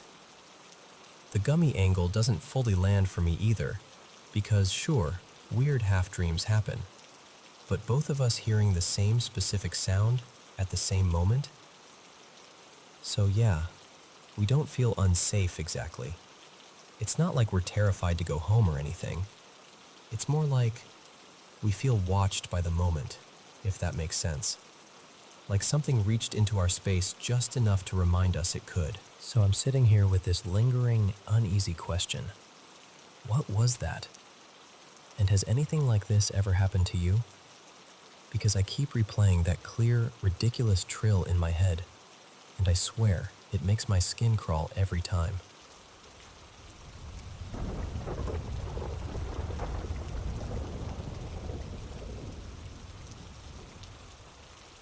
So I grew up in Shropshire, in England, and this happened when I was about 4, maybe 5. We were living in our very first proper family house. It was a new build, still smelled a bit like fresh plaster and carpet, and there hadn't been anyone in it before us. Late 90s, around 1998 or 1999. I was never one of those kids who just went to sleep when you told them to. My mom in this story is called Claire. She'd do the whole routine, tuck me in, read me a little book, leave the nightlight on, kiss on the forehead, the usual. And then she'd leave, and I'd lie there, wide awake. Most nights I'd keep myself busy. I had this little pile of Lego I'd quietly play with, quiet enough that I thought I was getting away with it. Or I'd creep out onto the landing because our cat Marmalade used to hang out at the top of the stairs like he owned the place. He'd rub his head against my legs and purr like a little engine. That kind of thing makes you feel safe when you're small. But this one night, nothing dramatic happened at bedtime. I actually fell asleep pretty fast. No creeping around, no Lego, no cat patrol on the landing. Just sleep. And then I woke up. And when I say I woke up, I mean I woke up blind. My eyes were sealed shut. Not like it's dark so I can't see, but like I physically couldn't open them. I remember panicking for half a second, shuffling my hands up to my face, and my fingers just stuck.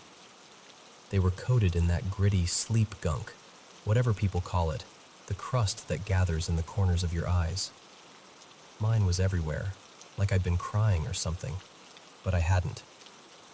So I'm there, this tiny kid, clawing at my own eyelids, trying not to freak out. I dig the stuff away, blink, blink, blink, and my eyes finally open. And I'm not in my bedroom. I'm downstairs. I'm in the living room. Now, to make this clear, my bedroom was upstairs, first floor. The living room was at the bottom of the stairs, off to the left. And at night, that living room door was always shut. Proper habit in our house. Like, shut. I just remember sitting there, blinking in the dimness, thinking, hang on, what? Even at that age, it didn't feel scary. It felt wrong in a way I didn't have words for, like a storybook page had been put in the wrong place. I don't remember crying. I don't remember screaming for my parents. I just sort of accepted it with that weird child logic of, well, I'm here now, aren't I? And the strangest part? I didn't even tell my parents. Not that morning, not later. It's like my brain filed it away under odd and moved on. The day went on normally. Breakfast, cartoons, whatever kids do. No big moment where I sat my mom and dad down and said, by the way, I teleported downstairs in my sleep. But that night was different. As soon as bedtime came around, I got this pure, ugly terror in my chest, like the air in my room had turned heavy. The nightlight suddenly felt useless, like putting a plaster on something massive. I remember just knowing something was coming. Not imagining, not guessing, knowing.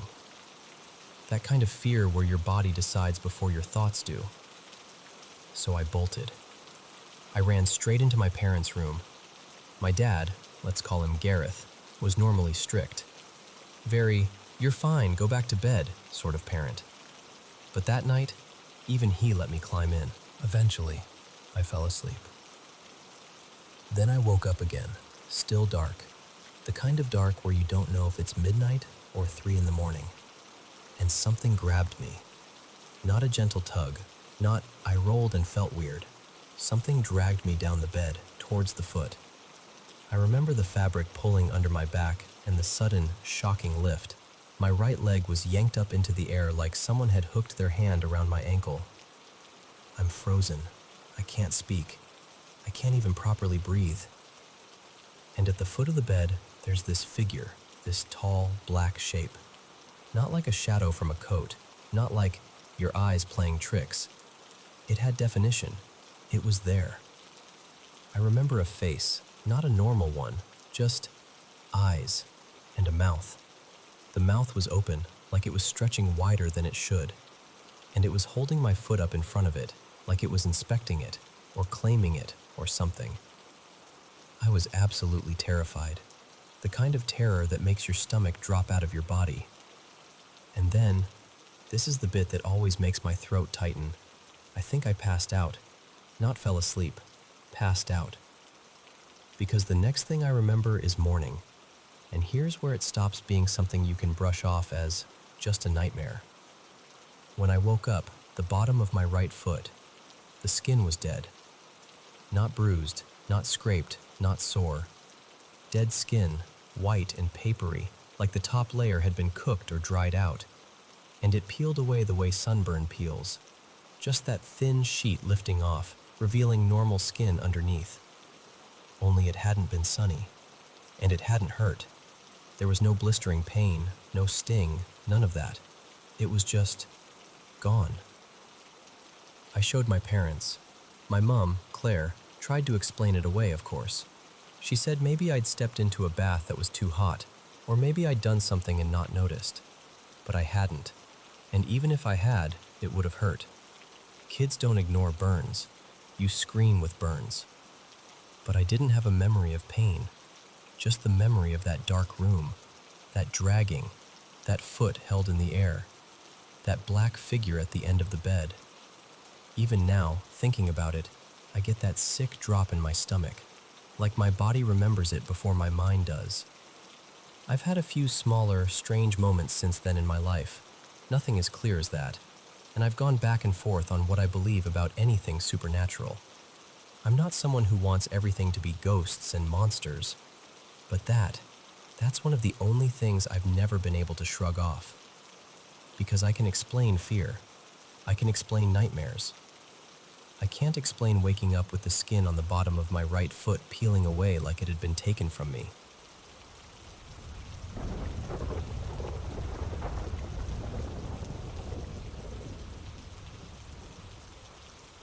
I don't usually nap. Like, I'm one of those people who thinks, I'll just rest my eyes for a second, and then I'm instantly alert again. But this one afternoon, late in the day, sun still up, the house quiet, I just gave in. I'd had a long week, my head felt heavy, so I stretched out on the couch and told myself I'd take 10 minutes. No anxiety, no weird vibes, nothing dramatic. I fell asleep the normal way, soft, ordinary, like slipping under warm water. And then, it started. In the dream, if it was a dream, I was lying exactly like I had been in real life. Same position, same sense of weight in my body. Except I wasn't alone. Above me stood this figure. Not a person, not really. More like a shape that borrowed the outline of a human. Tall, dark, featureless. No face, no eyes. Just a presence that felt heavy in the air, like a storm cloud pressed into the room. And it wasn't just standing there to scare me. It was taking something. That's the part I still struggle to explain without sounding dramatic.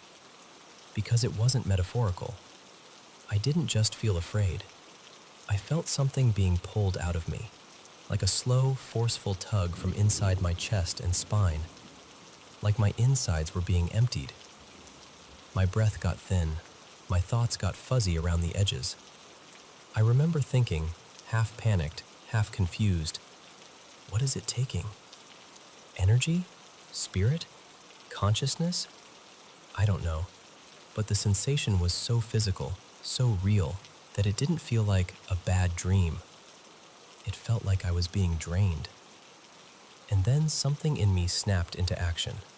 Not bravery, not logic, instinct. I fought back. I didn't sit there and think, okay, here's what I'll do. It was immediate, like pulling your hand away from a hot stove. I pushed with my mind the way you push with muscles. I gathered everything I had, every ounce of will, focus, stubbornness, and shoved it back toward myself like I was yanking a door shut. And I swear to you, it felt like a struggle. Not like punching or wrestling, but like two forces pulling on the same rope, and the rope was me, my whole being. There was pressure, resistance, a tug of war happening in a place that wasn't exactly the room, but wasn't exactly my imagination either. I remember one clear thought, almost like a growl.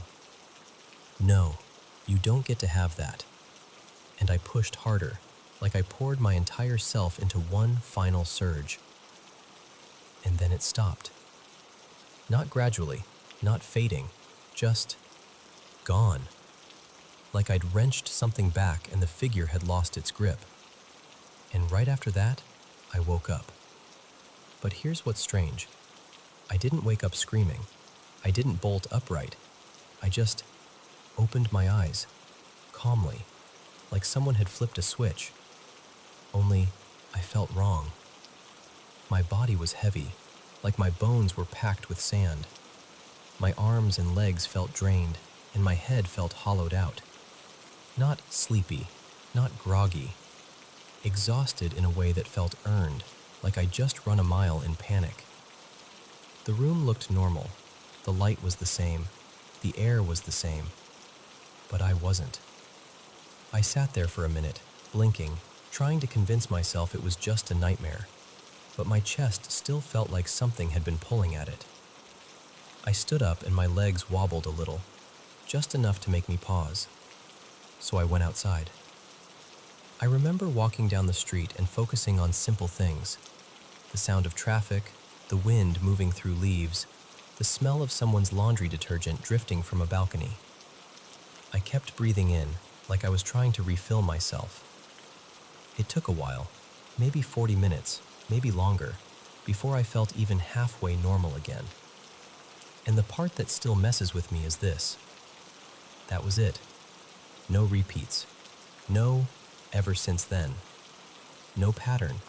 No follow-up. And yet that one afternoon, it was like something reached into me and tried to take a piece. So of course I've tried to explain it. Hypnagogic hallucination. Stress. A fluke of brain chemistry. Some strange overlap between dreaming and waking. And I can accept all of that, intellectually. But then I remember the feeling of resistance, the sensation of winning. The way it didn't just fade, it retreated, like it met something in me it didn't expect. And I don't know. Part of me still believes that day wasn't just a dream. Part of me believes I pushed something away, something invisible that tried its luck, and when I fought back, it decided I wasn't worth the effort. Maybe it was nothing. Or maybe, for one quiet afternoon, I really did face something I can't name, and I didn't let it take what was mine.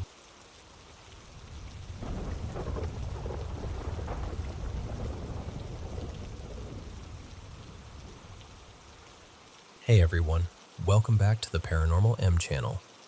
How was your day? I'm always excited to be here and share my paranormal experiences from around the world. Thanks so much for sending in your own stories. Don't forget to subscribe and turn on notifications, and drop a comment letting me know where you're watching from. I read every single comment. Now, let's get into today's paranormal experiences. Hey, so I've got to tell you something that still sits with me, even years later. I've always been a ridiculously heavy sleeper. Like the kind of sleeper who jokes she'd sleep through a thunderstorm, a fire alarm, probably the end of the world. That's just always been me. Back when I was 19, my stepdad, Ray, had a bad fall. He was in his early 50s then. Tough, stubborn, the kind of guy who'd insist he was fine even when he clearly wasn't. One morning, right around 5:45 or so, my phone rang, and it was him.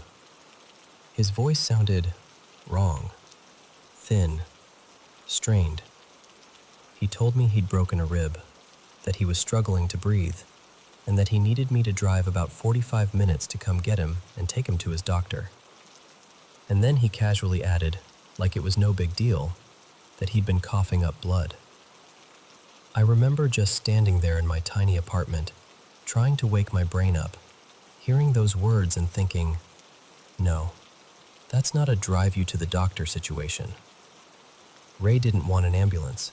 He was dead set against it. But I called one anyway. I met him at the hospital, and he was mad. Quiet mad at first, then full-on irritated as the hours went by. A doctor told us it was pneumonia, and it was serious.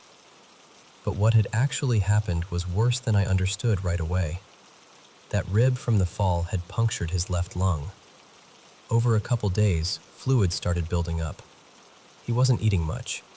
And because Ray drank and smoked heavily, they had him on medications to manage withdrawals too.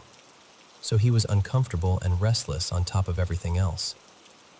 He was admitted for a few days. 4, I think. And I went every single day. I was in school at the time, studying to work with adults with developmental disabilities, and I'd go to class, then straight to the hospital, then home to crash. Repeat. Ray and I kept clashing. He wanted to come home with me so I could look after him. He was convinced he'd be better off in my apartment, like I could just make him okay by being nearby. And I was upset because every time I walked into his room, he'd have pulled something off. An IV line, the oxygen tubing, like he was trying to prove he didn't need any of it. It was like he was fighting the help that was keeping him alive. The last evening I saw him, the tension was thick. He was sitting in a wheelchair, bundled in a blanket, and he kept insisting he was ready to leave. I told him, "When you're better, you can come with me. We'll do that, but not right now." And he got angry. Not yelling exactly, just this hard, wounded anger, like I'd betrayed him. I leaned in and gave him a hug, but it was awkward. One of those hugs where you're trying to do the right thing, and you're both stiff and emotional, and not saying what you actually mean. Then I left. That night, this is the part that still makes my stomach drop. I shot awake in complete panic. Not from a dream, not from a noise, just bam, eyes open, heart racing, like something had yanked me out of sleep. And that never happens to me. I don't wake up like that. I'm the person who sleeps through everything. I stared at my clock. I remember it so clearly because the red numbers looked almost sharp in the dark. 3:17 a.m. I even thought, why am I awake? But I didn't hear anything. The apartment was quiet. So I just laid back down and eventually fell asleep again. I still think about those 2 officers sometimes. Like, what is it like to walk up to a stranger's door and deliver a sentence that changes their entire life? How do you do that and then go on with your day? Ray didn't have anyone else. I was his only next of kin. So later that afternoon, I went to the hospital to collect his things. I was barely functioning, just moving because I had to. I spoke with the attending doctor, and he explained that Ray had aspirated in the night, that something had gone into his airway and it led to aspiration pneumonia. And then he said the official time of death. He looked down at the paperwork and read it out. 3:17 a.m., and I remember feeling this strange, cold wave move through me. Not dramatic, not movie-like, just this quiet shock. Because my brain immediately snapped back to the night before, to me waking up out of nowhere, to those red numbers on my clock. It took me a couple days to fully let it land, but once it did, I couldn't shake it. I had woken up at the exact minute he died, and I didn't know it.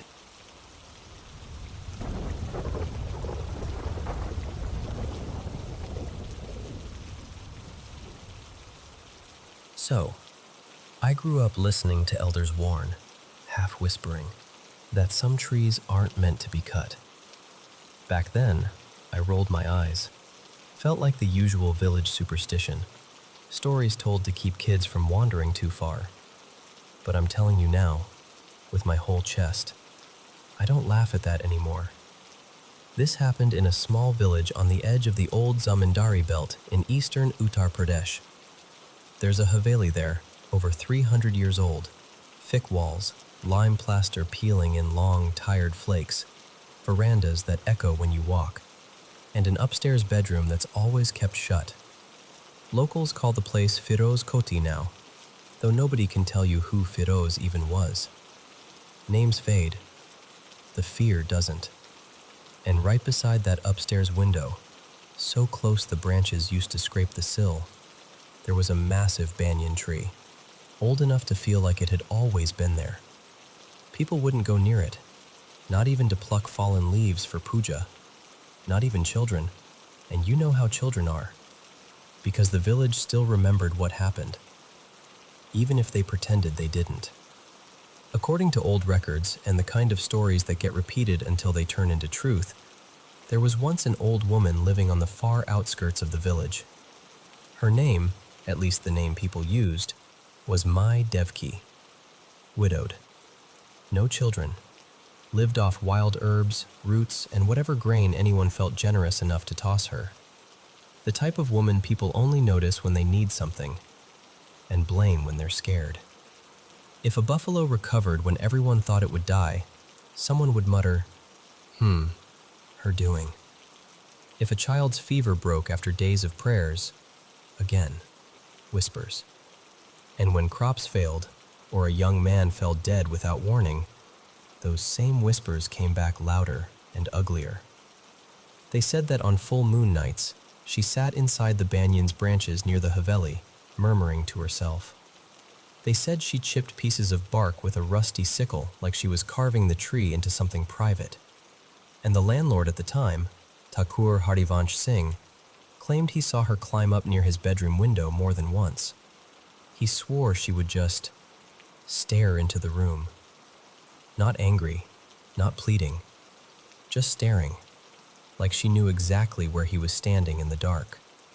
It didn't take much after that. The panchayat called her a dayan. They tied her to a post. Some say it was a neem, some say a wooden pole from the old cattle shed, and beat her until even the men swinging the sticks got tired.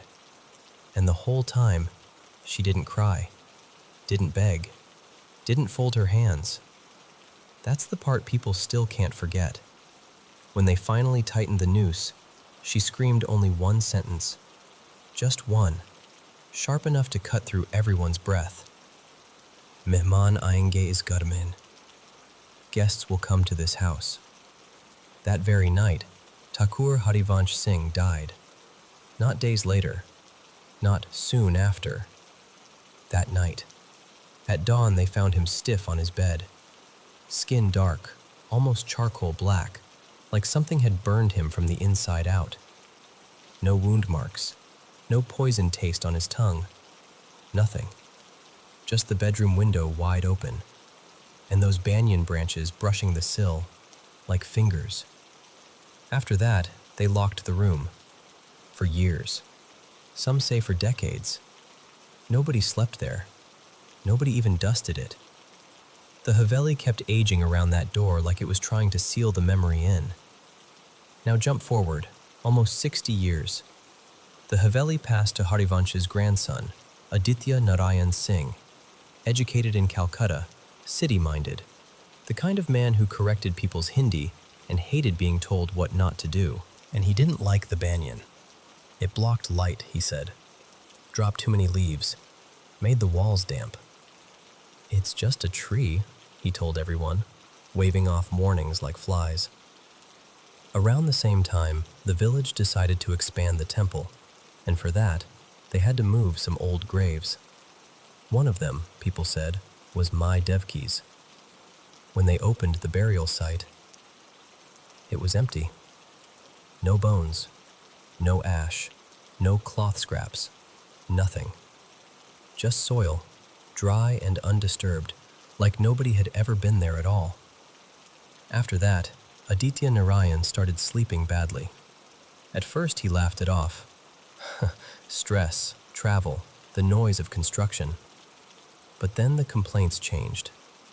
He told servants the curtains moved without wind, that the oil lamp smoke curled sideways, slow and deliberate, like it was being breathed by something unseen, that he felt watched from the upstairs window even when he wasn't in the room. And one afternoon, this is what the cook's son swore on his mother's name, Aditya Narayan finally took the key and opened his grandfather's sealed bedroom. The smell that came out was old, not dusty old, something heavier. And the banyan outside, it looked taller than before, closer, like it had leaned in over the years to listen. There was something else too, a hollow in the trunk, deep enough to swallow a man's shadow. That evening, a retired schoolteacher came to meet Aditya Narayan. The man carried a bundle of handwritten notes, pages yellowed and brittle, passed down through his family. His grandfather had been the village pundit when Mai Devki was hanged. The teacher didn't sit comfortably. He kept glancing at the window while speaking, like he expected it to knock back. He opened the notes and showed Aditya Narayan a line underlined again and again, so hard the ink had dented the paper. Is vriksh ko kat do. Cut this tree down. Aditya Narayan laughed, actually laughed, and to show how fearless he was, he picked up an old religious book lying in the room, flipped it open at random, and read the first line his eyes landed on. His face changed as he read. The line said, Pratah kal tum mujhe na paoge. By morning, you will not find me. He smiled like he didn't care, but his fingers tightened on the page. That night, servants heard a sound upstairs, like something heavy hitting the floor. Not a scream, not footsteps, just one thick, final thud. Before sunrise, they found Aditya Narayan dead on the bed. Skin darkened, body twisted, mouth slightly open like he'd tried to breathe and couldn't. No signs of struggle, just the window open again, and the banyan branches brushing the sill. That was when the village finally stopped debating. They called woodcutters the same morning, men with axes and ropes, the sort who brag about bringing down trees older than their grandfathers. The first few strikes sounded normal, wood cracking, bark splitting. Then the trunk shuddered. Not like a tree shaking, like something inside had kicked. When they finally broke into the hollow, something fell out, then another, then many. Creatures, gray, hairy, the size of big dogs, poured out screaming. And I swear, the men who saw them later couldn't even agree on what they looked like, because fear scrambles details. Some said they had too many legs. Some said they moved like spiders, fast and wrong. Some said they had faces that looked almost human until you stared too long. People ran. Someone swung a lathi. Someone screamed to burn it. The tree caught fire, flames rushing up like it had been waiting to ignite. When the smoke cleared and the trunk was finally cracked open and blackened, they found bones inside, human bones, and the small, collapsed skeleton of an old woman, curled like she'd been folded into the hollow and sealed there, but the spot it stood on stayed dead. Even now, nothing grows there. Not grass, not weeds, not even those stubborn little plants that come up through brick cracks. And villagers still say that on full moon nights, if you stand quietly behind the locked door of that upstairs bedroom, you'll hear it. A soft knock from the outside of the window, not loud, not angry, patient, like a guest who has arrived and has all the time in the world to be let in.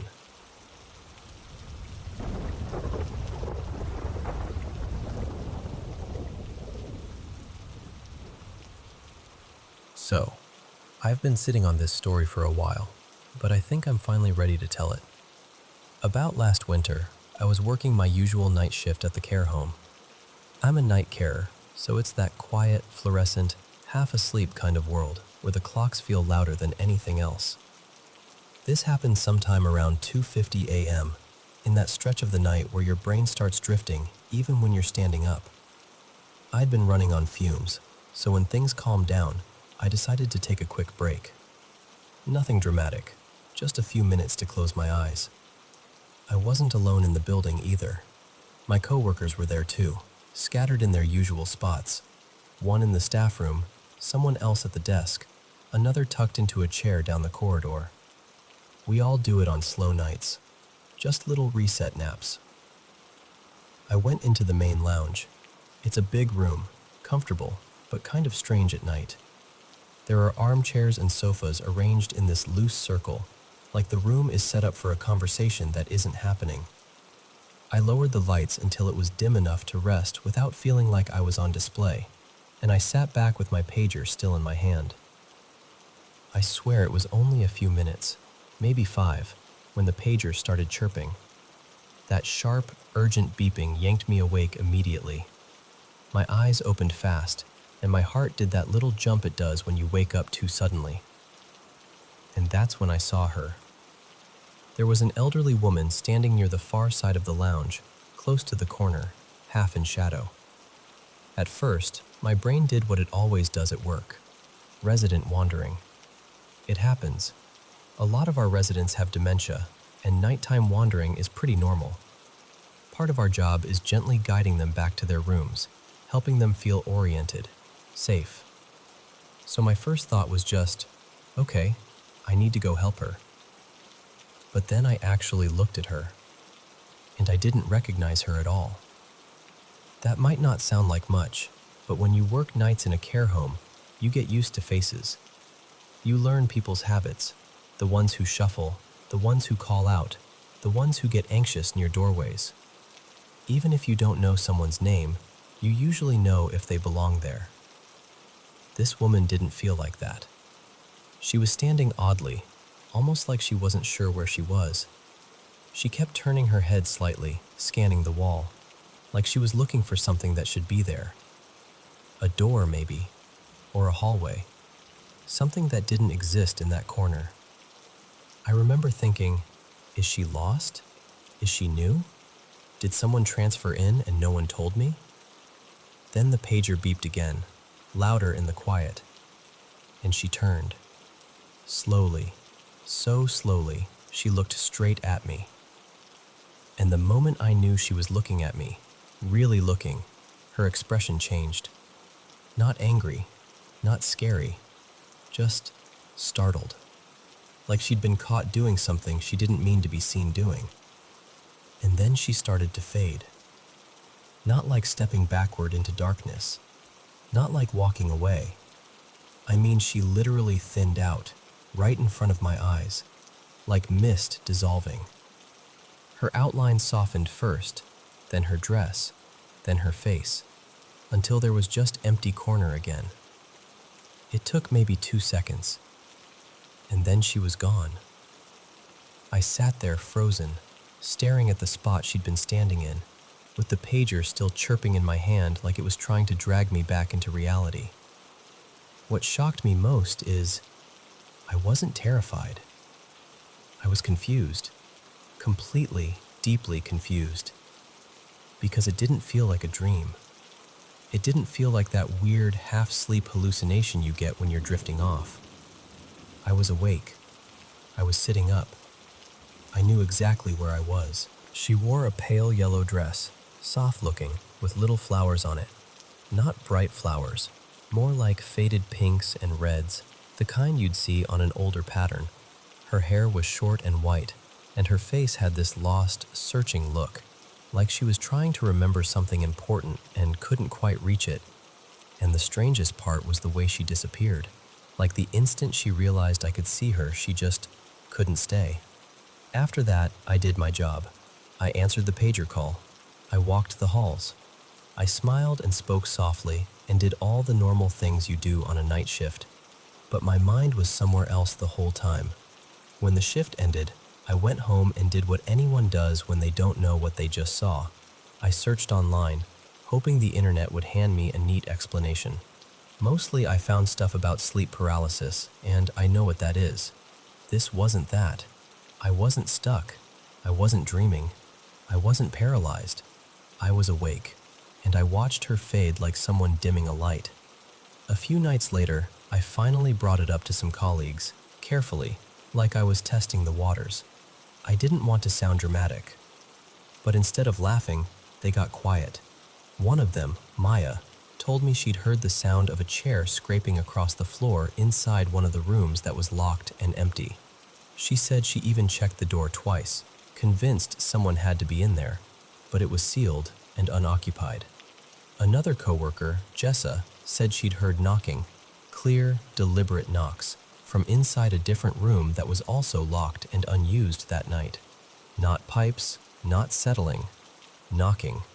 And then Rowan, who is not the type to spook easily, told me about hearing footsteps in the hallway when everyone was asleep and all the residents were accounted for. Heavy footsteps, pacing behind him. He said he got that awful sensation of being followed, and it got so intense he walked straight into the office, shut the door, and stayed there until the feeling passed. Listening to them made my skin prickle, but in a weird way, it also made me feel less alone. Like, okay, so it's not just me. I still don't know what I saw that night in the lounge. I don't have a clean explanation. I can't prove anything.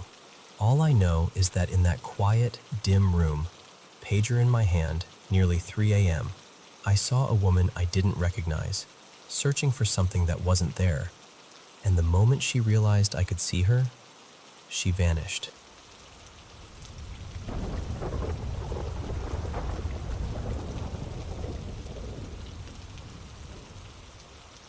So, this happened a long time ago, closer to 18 years back now, but I can still feel it in my bones when I talk about it. I was in my early 20s, newly pregnant with my second baby, and my partner and I were moving into this little rental house. When we toured it, the landlord was almost too chatty, like he couldn't help himself. He casually mentions that he'd fixed up the basement into a separate unit, which, looking back, was definitely not legal. But at that age, I didn't care. I just wanted a place that felt affordable and safe enough. Then he says, real offhand, "Oh yeah, when we started renovating down there was all this satanic stuff spray painted all over the floor and walls, like it was normal small talk." And I remember laughing awkwardly, like, okay? Weird, sure, but I wasn't scared. I didn't even really think about it after we moved in. And for months, nothing happened. We lived there, paid our bills, did our routines. Normal life. Then my cousin, let's call him Dylan, calls me up. He wants to move back to our state and asks if he can stay with us just temporarily. We had a spare room, and honestly, we could use the extra couple hundred a month, so I said yes. Dylan arrives with basically nothing. No money for work boots, no basics, nothing. So we covered him. We bought what he needed and told him, just pay us back when your first paycheck hits. A couple weeks later, my partner and I did our big monthly grocery run. We were on a strict budget, like $350 for the month, and we stretched it like a science.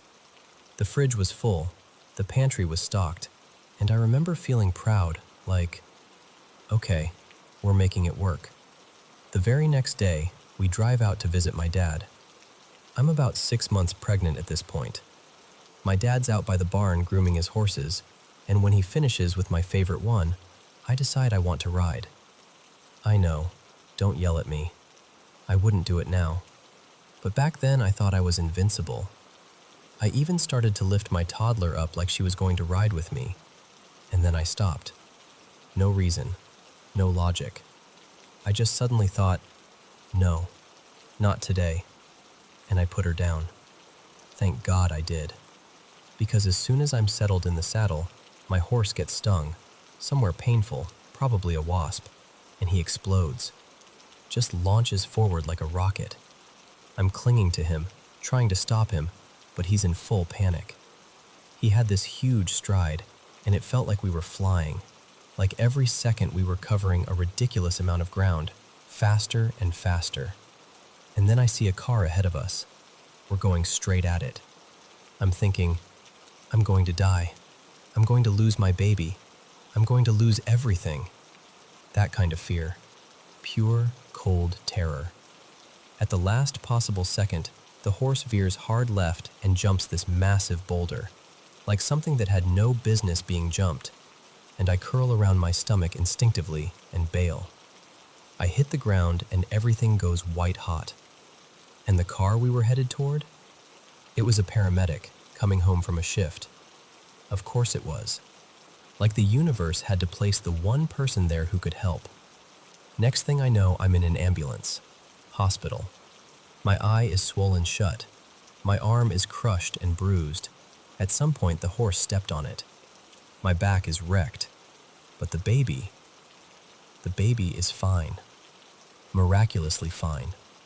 My OB keeps me in the hospital for several days just to be safe. They monitor me, monitor the baby, watch my eye, manage pain. My partner stays a couple nights, but eventually we have a friend take our oldest so she doesn't have to live in a hospital room with me. By the time I'm discharged, I'm sore, exhausted, medicated, and just desperate to be home. And when I walk into the house, I realize the kitchen is wiped out, and then it hits me. Dylan is gone too. No note, no goodbye, no repayment, no rent, just vanished. And he took everything with him. I cried, not even from anger at first, just that worn-out, gut-punched feeling of why is this happening right now? A close friend of mine, Mara, says she's going to stay a few nights to help because I can barely move. She asks for blankets and I tell her, go grab some from the back bedroom closet, Dylan's old room. She walks down the hall, pauses, and then comes right back out. And she just goes, very quietly, nope, I'm not going in there.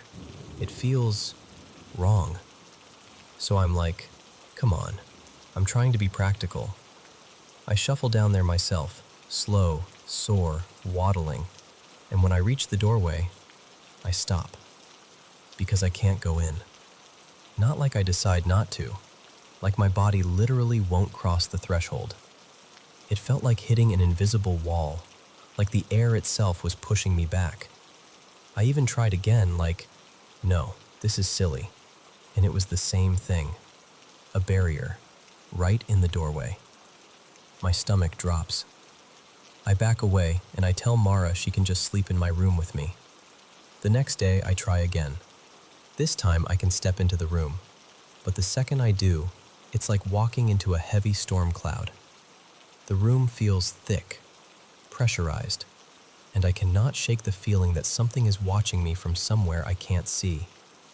I grab the blankets fast and leave. Mara stays 2 nights and then heads home. And now it's just me, still hurting, still on pain meds, alone in the house with my toddler while my partner works overnight shifts. That first night alone, my daughter is asleep beside me, and I'm lying there in the dark when I see movement in the hallway. A woman. She's wearing this long white gown, loose and flowing, like old-fashioned fabric. She walks past my bedroom door. Then a moment later she walks back the other way. And I'm going to be honest with you. I've always been sensitive to that kind of thing. I'd had experiences before, so I didn't scream. I didn't run. I just watched, confused, and tried to convince myself I was overtired. But it happened again the next night, and the next. At first, she just passed by. Then she started pacing in front of my door, back and forth, back and forth. And every night she got closer. Not all at once, slowly, like she was testing how near she could get before I broke. By the fifth night, I fall asleep from pure exhaustion, and I wake up abruptly, and she's standing right beside my bed, looking down at me. I can't move. I can't speak. My toddler is sleeping peacefully, and I'm in full panic, trying not to make noise, trying not to scare my baby, trying to force my body to work. And then she sits on the edge of the bed. But it's not just on the bed. It's like she sits on me, like her weight presses into my chest, into my body, and then she lowers herself, like she's trying to sink into me, like she's trying to replace me. And the fear I felt in that moment, I don't even have the words for it. Somehow, I finally break free enough to scream. I start shouting, "Get out! You're not welcome here! In the name of Jesus, get out!" Over and over. I'm yelling it like my life depends on it, because it felt like it did. And then, suddenly, it's like she jerks upward, like something yanks her away from me. Her shape lifts off, pulls back, and then she's gone, like she's sucked straight out through the window. And the room goes dead quiet. No movement, no pressure, no feeling of being watched, just silence. I never saw her again. We stayed in that house for several more months, and nothing that intense ever happened after that night. But I still think about it sometimes, and I wonder, was it something tied to what the landlord found in the basement? I don't know. I just know what I saw, and I know what it felt like when she tried to take my place.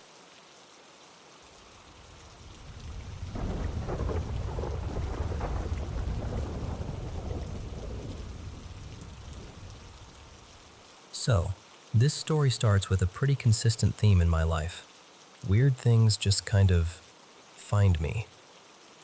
Ever since I was little, I've had these paranormal moments happen either to me or right around me, often enough that my parents eventually ran out of logical explanations and had to stop brushing it off as kid imagination. But the first incident I want to tell you about is the one that genuinely scared the hell out of me. It was back in 2014, when I was in middle school. I want to say 7th grade. My mom, Nadia, was outside in the backyard, watering the plants. I was in my parents' bedroom, doing that classic teen thing where you're sprawled in a way that makes no physical sense, half watching TV, half zoning out. The backyard door was open, and from where I was lying, I could see my mom moving around outside. So I wasn't alone, you know? I felt safe. And then the TV just shuts off. Not like it lost power, not like it flickered, just off. I sit up, annoyed and confused, staring at the blank screen, trying to process what even happened.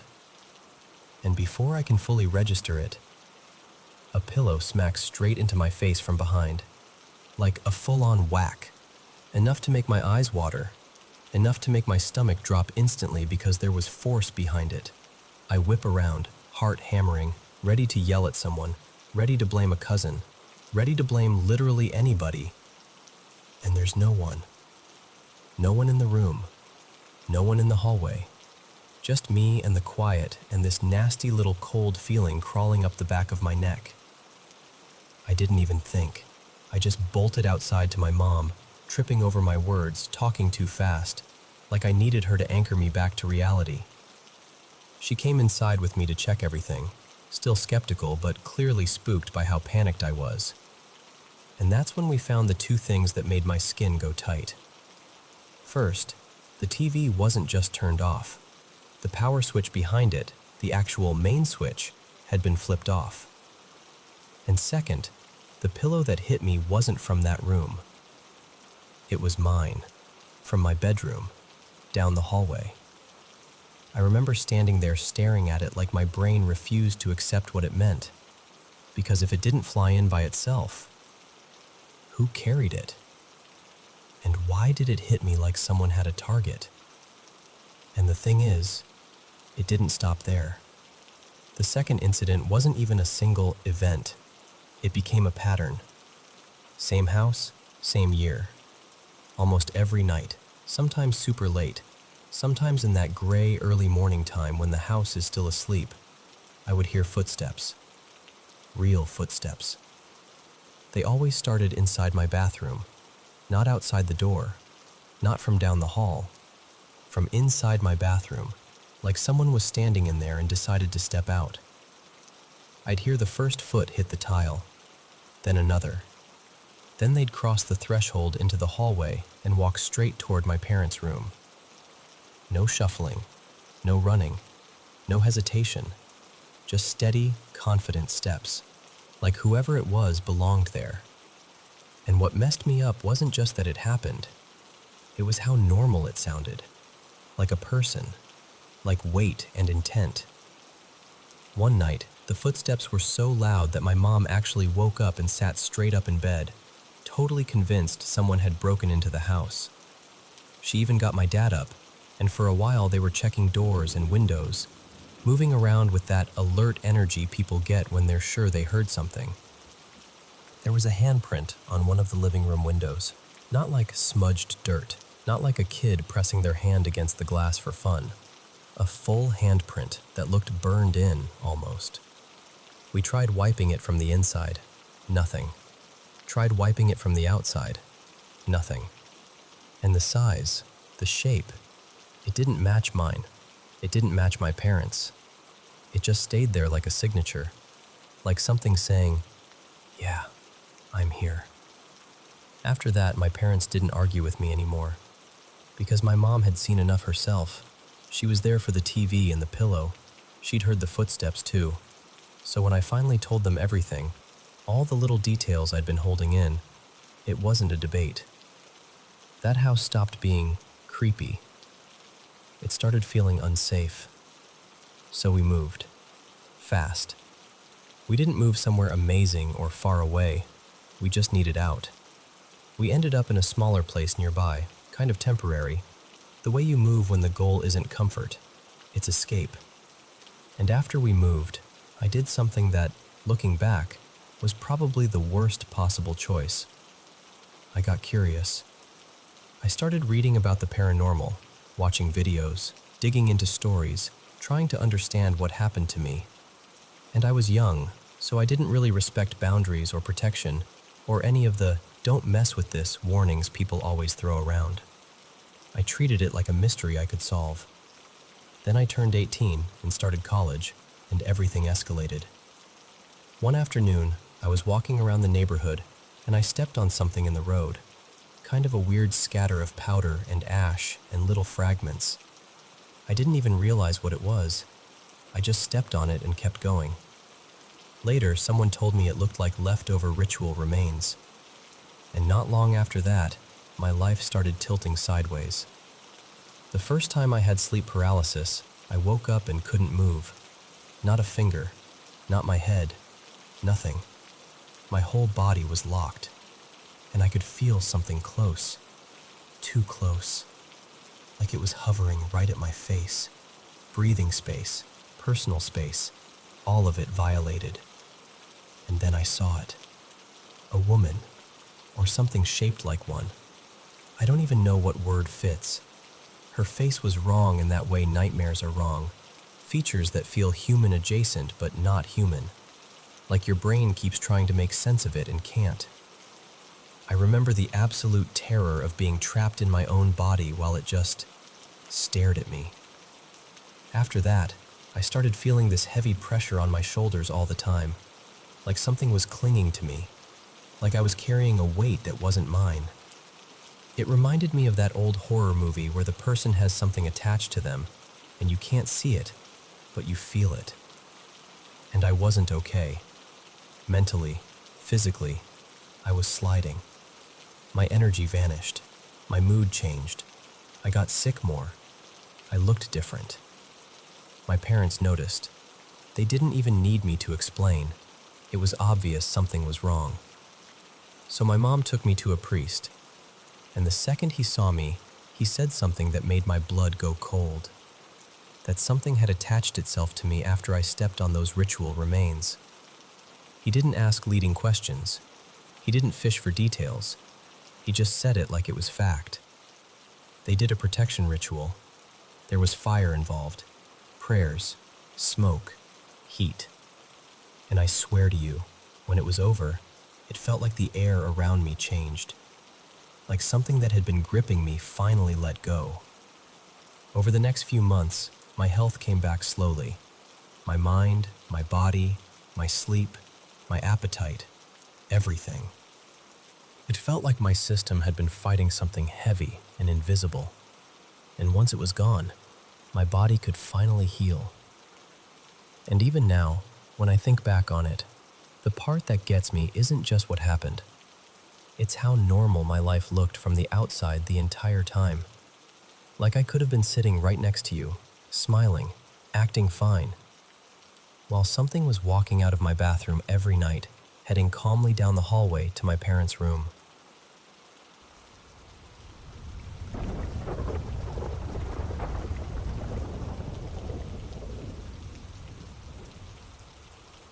Okay, so I want to tell you something that still sits heavy on my heart, even now. I was really close with my stepdad. His name was Ray, and he'd been in my life since I was about 12. He wasn't perfect. He drank too much, and when he was drinking, it was hard to be around him. It wasn't just annoying, it was painful, because I knew how good he could be when he was sober. And when he was sober, he was gentle. Funny in that dry dad joke way. The kind of guy who'd quietly fix something in the house without saying a word, then act like it was no big deal. But the drinking? It came in waves. He'd stop for a while, then slip back into it. Over and over. And he'd already built up a lot of health problems from it. Real, scary ones. I remember hearing that his doctor told him something like, "The next drink could kill you." And that stuck with me. It wasn't dramatic. It felt like a warning written in stone. Eventually, my mom, Darla, just couldn't do it anymore. She left. Not with some big screaming fight, not like in movies. More like she'd run out of oxygen. Like she'd finally realized she couldn't keep holding her breath forever. About a week after she moved out, I was working a night shift at this little place. I worked as a server back then, and my husband Eli stopped by to bring me food. While I'm eating, Ray calls, but he calls Eli's phone. And Eli answers, and he gives me this look. You know that look? The one that says, "He's been drinking." Ray wanted to talk to me. He wanted me. And I remember my stomach tightening because I loved him, but I hated talking to him when he'd been drinking. I didn't want to argue. Didn't want to get pulled into the sadness and the slurred apologies and the circular conversations. So I told Eli, "Tell him I'm busy. Tell him I'll call tomorrow." And that's the part that hurts the most, because tomorrow didn't come. The next day I'm back at work, and my mom calls me crying. Like that kind of crying where you can barely understand the words. And she tells me, "Ray died the night before." I don't even remember how I got through the rest of that day. I just remember this cold, sinking feeling, like I dropped something fragile and watched it shatter in slow motion. Because the last time he reached out, I didn't pick up. I didn't speak to him. I told myself I'd do it later. And I've lived with that regret. Not every second of every day, but it's there. Like a bruise you don't see until you bump it. Now here's where it gets strange. About a week later, Darla was cleaning out the house, and she offered me their old couch. Honestly, it was a really nice couch. 2 recliners, a little fold-down table in the middle with cup holders, even this built-in lamp attached to the side like something out of a cozy old den. It was the kind of couch that makes you feel like you should be holding a bowl of popcorn. But the left side, that was Ray's side. Everybody knew it. No one sat there. Not because he'd bark at you or anything, but because it felt claimed. Like that spot belonged to him even when he wasn't in the room. We hauled it into our living room, got it set up, and I didn't think much of it at first. Just a couch. But Ray had these habits. He was always watching the news, or he'd flip over to sci-fi stuff, space shows, aliens, weird late-night marathons. Constantly. And he loved old-school rock music, the kind with guitar riffs that sound like they're made of gravel and lightning. And not long after that couch came into our house, things started happening. And I know what you're thinking. Maybe we bumped the remote. Maybe the TV glitched. I tried to explain it away too. But then one afternoon, I'm standing right in front of his side of the couch, folding laundry. And I swear to you, I swear, the recliner on that left side slowly popped out by itself. Like someone leaned back and kicked the footrest out. No one was sitting there. No one was even near it. I froze. My hands were still holding a shirt, and I just stared at the couch like it had teeth. After that, it escalated. Doors would close on their own. Nothing dramatic, just shut, when you knew you hadn't touched them. And one day I came home and our stereo was on, playing the kind of rock music Ray used to blast when he was in a decent mood. Not softly either, like someone wanted it heard. And the weirdest part is, it wasn't a one-time thing. It felt constant. Like almost every day something would happen. Something small but pointed, like a signature. It didn't feel evil. It didn't feel threatening. It felt familiar. Like the house was doing Ray things. News, sci-fi, rock music, his recliner. And I started thinking, late at night, about that last phone call. About me saying, "Tell him I'll call tomorrow." And I wondered, what if this was his way of showing up anyway? What if he didn't know how to leave? Or maybe he did know, and this was the only way he could say, "I'm still here. I'm still me." Eventually, when we moved, we got rid of the couch. And just like that, it stopped. No more channel changes. No more music. No recliner moving on its own. Just normal. And I don't know how to prove any of it. I don't know how to make it make sense on paper. I just know what it felt like living through it. It felt like he was still sitting in his spot, doing what he always did. Watching the news, flipping to sci-fi, turning up the music, like he hadn't realized he was gone. And sometimes, I'll be honest, a part of me hopes that's true. Because if he was there, even for a little while, then maybe he also knew I loved him, even if I didn't answer that last time.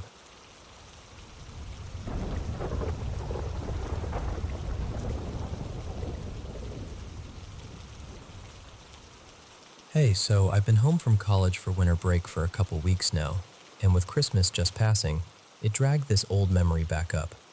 I've been sitting with it for days, and I figured I'd tell you the whole thing the way I remember it, because I honestly still don't know what to make of it. Okay, first, quick layout of the house so you can actually picture this. In our living room, there's this couch against the back wall, and the TV sits across from it on the opposite wall. Off to the left side of the living room, there's a hallway. Going down that hallway in order, first there's a bathroom on the right, then my room on the left, and across from mine is my parents' room on the right. At the very end of the hall, there's my stepdad Marcus's little office on the left. Now, this happened when I was younger. I'm 20 now, and I think I was around 13 when the first thing happened. It had to be around Christmas because the couch had been scooted over so the tree could fit on the right side of it. That matters, because from where I was sitting, I had a straight, clear view down the entire hallway. My family has this routine where we watch a movie together almost every night. We've done it forever. That night, it was late. The living room was completely dark except for the TV glow and the Christmas tree lights. Everyone was watching the movie like normal, and I was fine. until I wasn't. You know that feeling when you suddenly get the sense someone's staring at you? That. I remember turning my head a little, checking the room, half expecting one of my parents to be looking at me for some reason. But my mom and Marcus were both locked in on the movie, not paying attention to me at all. And that should have made me feel better, right? But it didn't, because the feeling didn't go away. And then I had this weird, almost automatic urge, like my body decided before my brain did, to look down the hallway. So I did. It was really dark, but the kind of dark where once your eyes adjust, you can still make out shapes. And after a second, I realized there was something there. Something was peeking around the corner from my parents' bedroom doorway. Just the edge of it at first, like it was hiding and checking if I was looking. My ears started ringing, like that high, thin sound you get when your blood pressure spikes or you stand up too fast. My heart went from normal to sprinting in about 1 second, and I got that awful floaty feeling like I might actually pass out. I've never felt dread like that before. Not fear like, oh no, something scary, but fear like my body was convinced I was about to die. Like if you were alone in the woods and suddenly realize there's a massive animal right in front of you, and you don't have anything to protect yourself. That kind of helpless, panicked certainty. And I couldn't even see details. That's what messes with me. It wasn't like I saw a face or clothes or anything obvious. It was just tall, completely black, a shape that didn't reflect any of the light. And the worst part? I knew it was looking directly at me.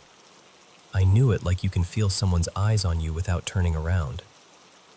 Then, after what felt like way too long, it slowly rose up to its full height.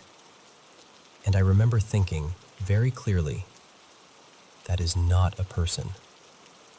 Not in a dramatic way, not like I was trying to hype myself up. It was just this instant, cold certainty that whatever it wasn't natural.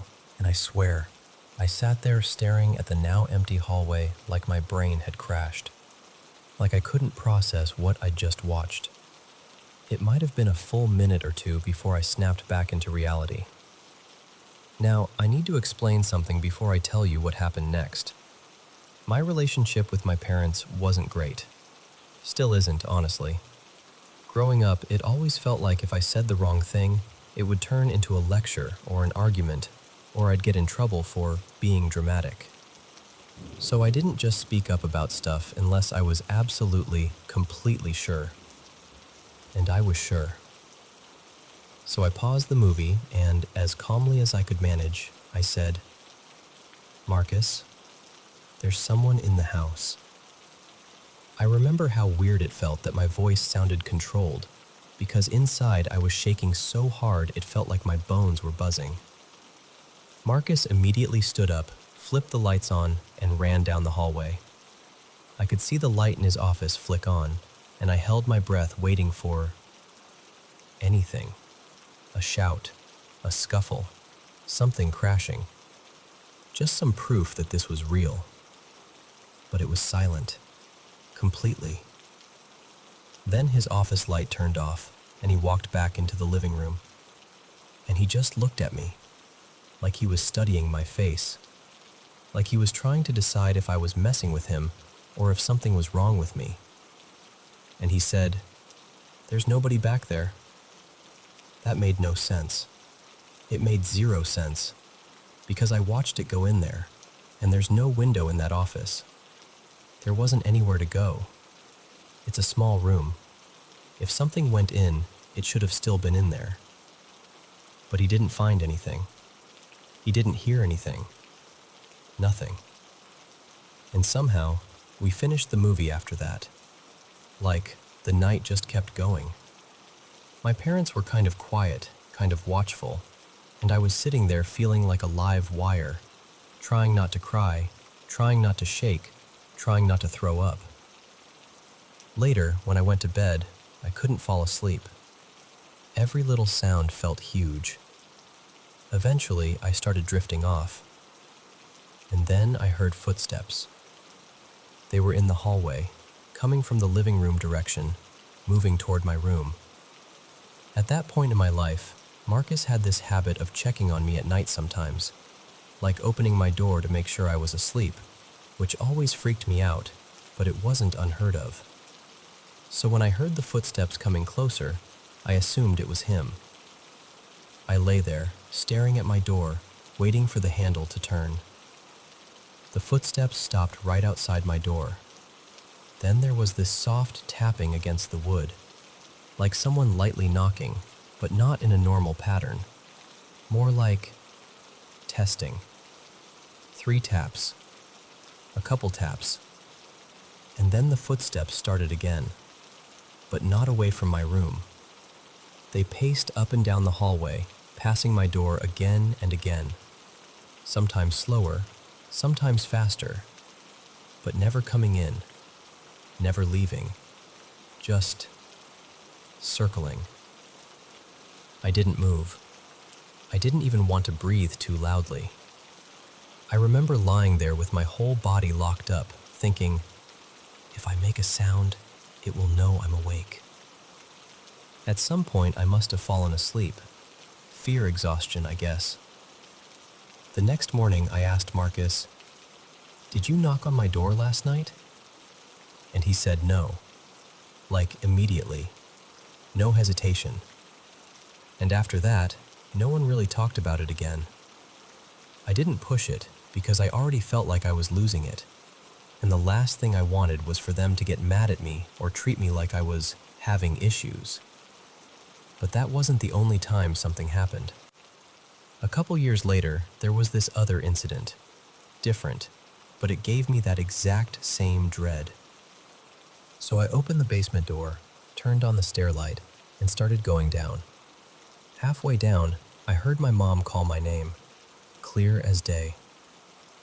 The basement layout is basically stairs down, and at the bottom there's a little area, then a room to the right that's kind of like a guest room. The washer and dryer are further into that space.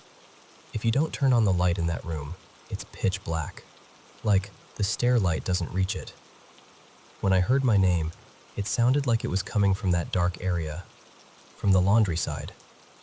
And right away my brain went, that doesn't make sense. Because my mom wasn't down there, she would have had to pass me on the stairs. I kept walking down a couple steps so I could see around the wall and confirm what I already knew. It was completely dark. No light on, no movement, just black. I called out, "Mom?" And even as I said it, I remember thinking, why did I answer? Why did I answer that? A couple seconds passed. Then her voice came again, from inside the dark laundry area. "Leah, come help me in here." I froze so hard it felt like my skin turned to ice, because it sounded exactly like her. Same tone, same cadence, like she was slightly annoyed I wasn't immediately obeying. But I knew she wasn't down there. And whatever part of my brain still worked went, "Run." I turned around and bolted up the stairs. I don't even remember taking full steps.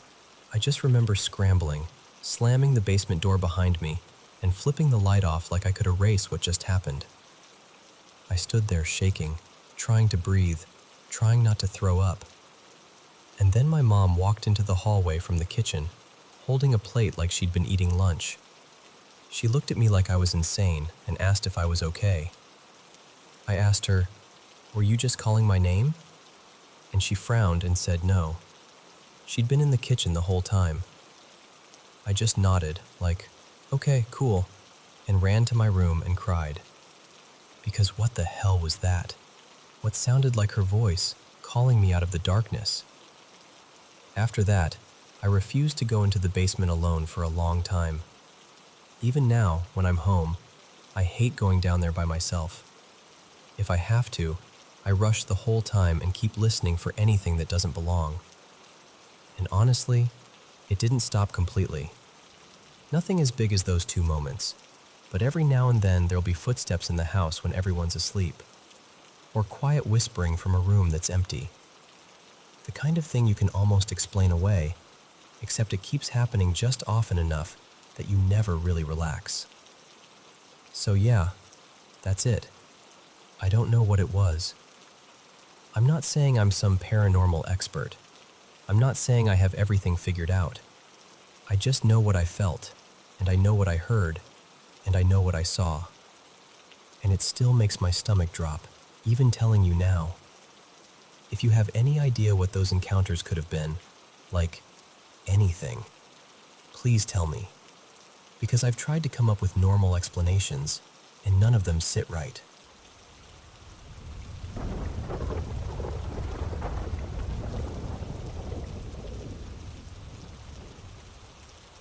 So, let me take you back to when I was about 12, living with my family in Guadalajara. We stayed in this 2-story house that always felt a little too quiet at night. My bedroom was upstairs, tucked at the very end of this long hallway that barely got any light. And the hallway itself was hard to explain unless you've seen one. It wasn't closed in with regular walls the whole way, more like an open second-floor landing with railings that wrapped around and looked down into the lower level. If a light was on downstairs, you'd see it right away. If it was dark, it was dark. Not long after my abuela, Rosa, passed away, weird little noises started happening. At first, it was nothing dramatic, just the kind of thing you'd try to ignore. But one night, I was up late in my room, doing that thing kids do when they're not supposed to be awake. Sitting there with the TV on low, flipping channels, hoping to stumble onto something grown up without getting caught. It had to be around midnight, maybe a little later. The TV was muted at one point, and the whole house was completely still. No footsteps, no voices, nothing. That's when I heard it. Downstairs, from the kitchen area, I heard the unmistakable sound of dining chairs scraping and shifting, like someone was pulling one out to sit down. Not a small creak either. It sounded deliberate, like 2 or 3 chairs moving, one after another. My first thought was, okay, maybe it's Dad grabbing water. Maybe Mom couldn't sleep. So I got out of bed and went to my door. The second I stepped into the hallway, my stomach dropped. It was pitch black, not even that faint glow you sometimes get from a nightlight or street lamp. And because of the open railing, I could tell immediately. There was no light downstairs at all. No kitchen light, no living room lamp, nothing. And the worst part? The hallway light switch wasn't near me. To turn it on, I had to walk down the hallway toward my parents' room, where the switch was right beside their door. So there I am, standing in this black, open hallway, with the railing beside me, looking down into nothing, still hearing the echo of those chairs moving in my head. I forced myself to move, one step at a time, until I reached my parents' door and flicked the switch. Light flooded the upstairs landing, and from that angle I could see part of the downstairs area, just enough to confirm what I already knew. It was still dark down there, but I'd heard what I heard. So I went down anyway. I crept down the stairs, trying to be brave, and when I finally got to the kitchen and dining area, there was nobody. The chairs were pushed in like normal, no signs of anyone being there, no glass of water left out, no footsteps, nothing. I stood there for a second, just listening, hoping I'd hear something that would make it make sense. Nothing. So I went back upstairs, and before I even returned to my room, I quietly opened my parents' door just a crack. They were both asleep, really asleep. My dad was snoring. My mom didn't even stir. That was the moment it fully hit me. Something moved those chairs, and it wasn't them. After that night, it kept happening. Not every night, but enough that I dreaded quiet evenings. Whenever I heard something downstairs, I'd work up the nerve to investigate, going down step by step, scanning every corner like I'd catch someone hiding. And every single time, it was the same result. Empty. Eventually, after each search turned up nothing, I'd go back to my room and lie there in bed, trying to act like I wasn't terrified, until I'd finally fall asleep from sheer exhaustion. I think it happened maybe 4 times while we lived there. Those chair sounds, that same unmistakable dragging and shifting. And I wasn't the only one either.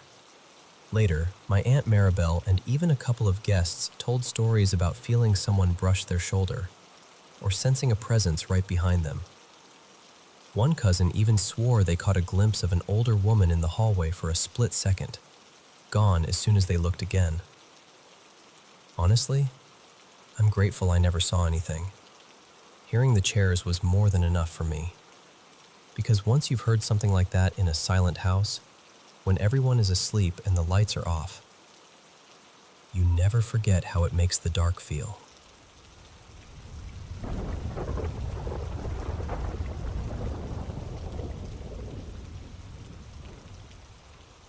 Hey, so this one isn't even mine originally. It was my mom's story, and she told it to us more than once, always with that half-joking voice she used when she was trying not to show she was still freaked out. It happened back in the late 90s, when we still lived in our old town, the kind of place where everybody knows everybody, and small stores are like little community hubs. My mom became close with this woman from a few streets over. I'll call her Mila. Mila and her husband ran a tiny grocery, mostly canned goods, rice, instant noodles, cigarettes, that sort of thing. Her husband, Rico, was in law enforcement, so people treated them like they had their lives together. But they didn't. Word got around that Rico had been unfaithful, and things in that house got ugly. Quietly ugly, the way it often does in small towns. My mom, being my mom, somehow ended up as Mila's shoulder to cry on. She'd sit with her in the store after closing, talk her through the tears, keep her company so she didn't feel like she was falling apart alone. Over time, they got close. Best friend close. Then we moved. And you have to remember, there wasn't social media, there weren't instant messages, there wasn't any of that. If you didn't have a landline number and the habit of calling, people just drifted out of your life. My mom kept meaning to reach out, but days became weeks, and weeks became months. A while after we left, there was a story on the local news.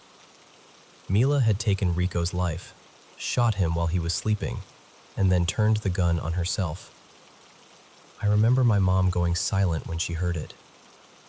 Not dramatic, just hollow, like the air left the room. Now here's the part that still makes my stomach tighten, even just telling it. One night, my dad wasn't home. It was just my mom and us kids, all piled together upstairs. Our house back then was the kind that tried to breathe, because it was hot all the time. The second floor flooring wasn't solid wood. It was made from bamboo slats, laid side by side, with tiny gaps between them. Through those gaps, if you looked down, you could see the dim shapes of the ground floor below. That night, my mom dreamed. In her dream, she was walking down this long, dark road.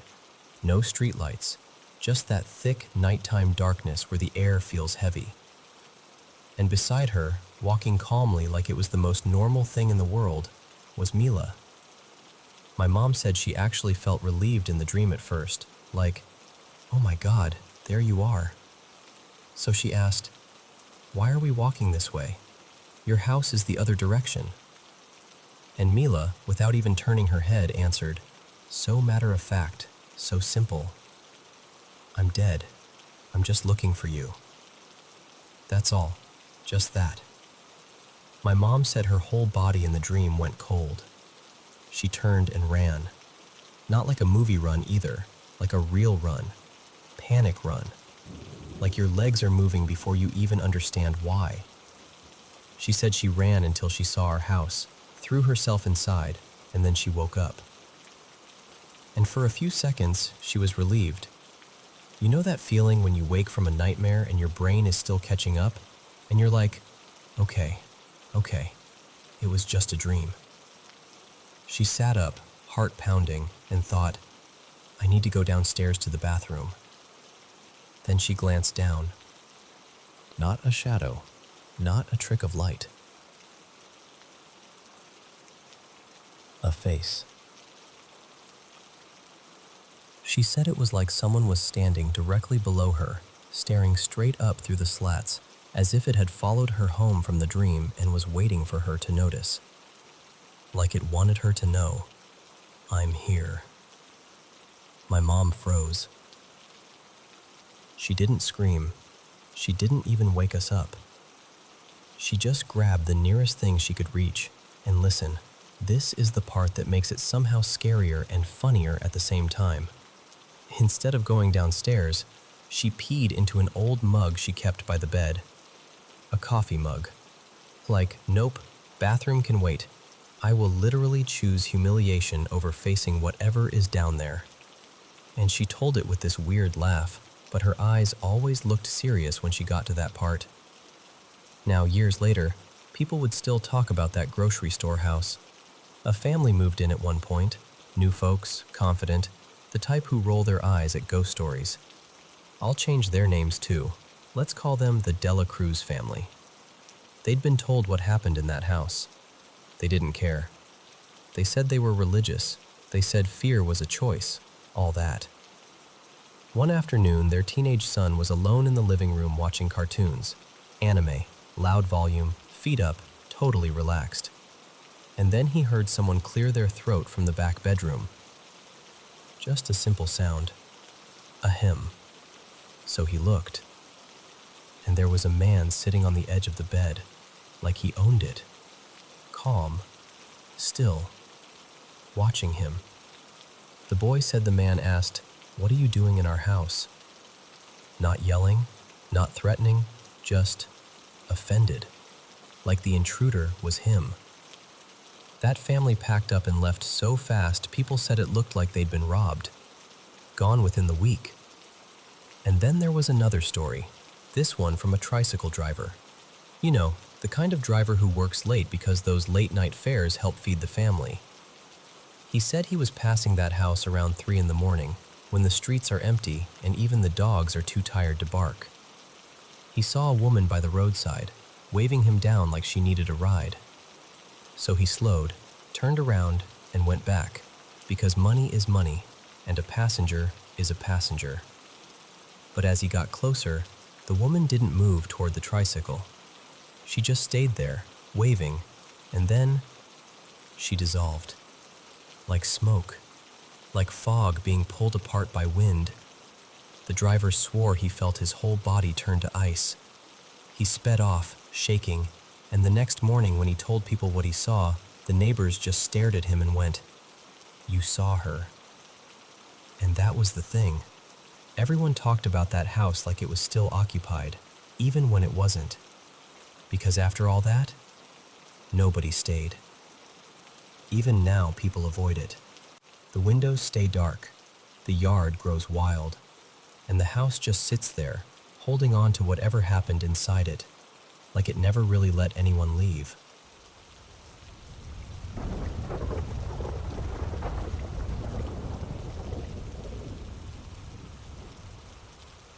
So, I need to tell you something that genuinely messed with my head this week. I'm 22 now, and I still live at home while I finish college. The house we're in isn't some creepy old place with a dramatic past.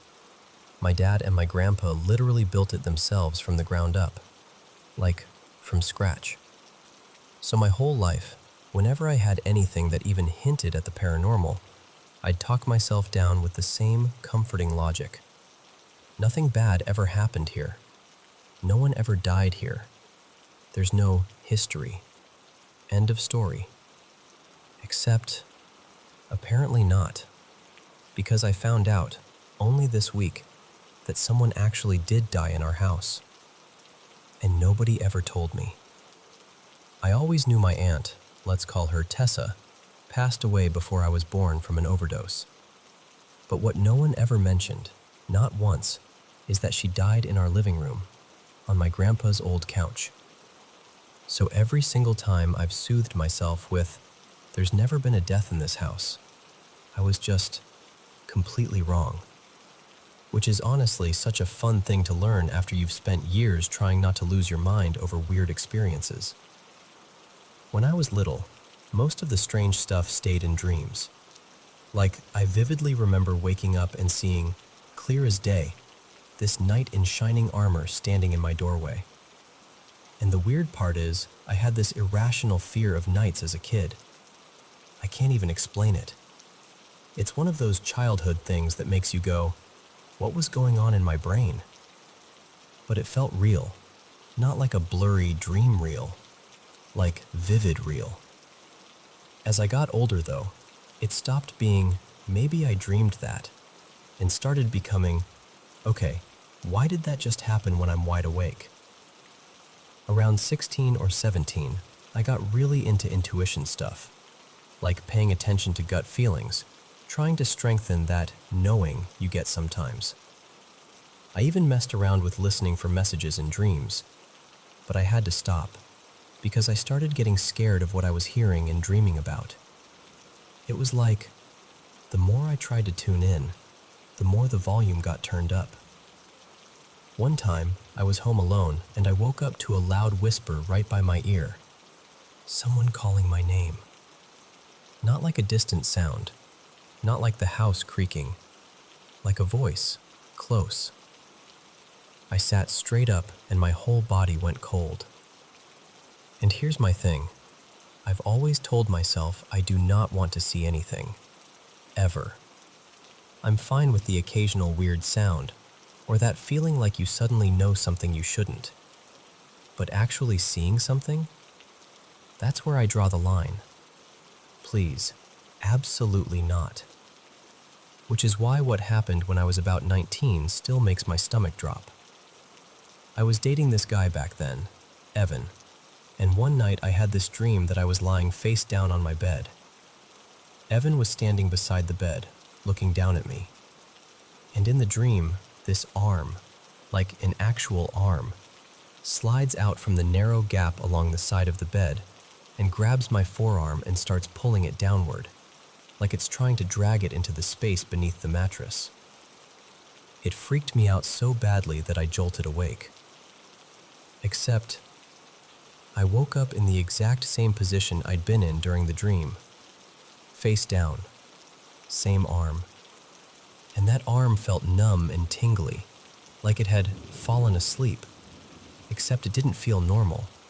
It felt wrong, heavy, almost like it wasn't fully mine for a second. I couldn't move right away either.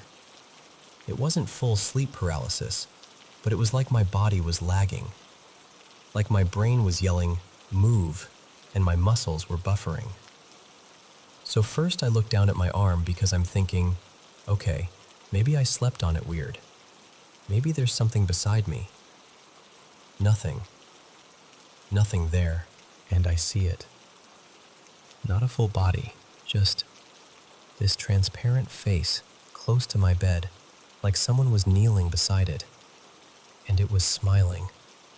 Not like a friendly smile either, more like it was pleased that I was looking at it, like it had been waiting for that moment. And I swear to you, I looked straight into its eyes. And then it slowly faded, just dissolved into nothing.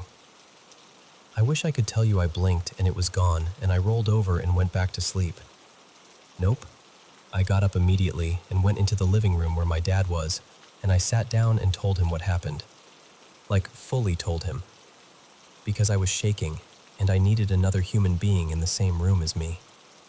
He tried to stay calm, but he could tell I was genuinely freaked out. And then there was another incident not long after that one. This one still makes my skin crawl because it felt so physical. I was home alone taking a bath. My mom had just left to run to the grocery store. I remember hearing footsteps outside the bathroom door, clear, steady walking, like someone was pacing or moving around in the hallway. It was so normal sounding that at first I just assumed she'd come back for something. So I called out, "Mom?" and joked like, "Did you not even leave yet?" No response. But the footsteps kept going. I called out again, louder. Still nothing. At that point, my heart started thumping because the walking sounded so close and so real.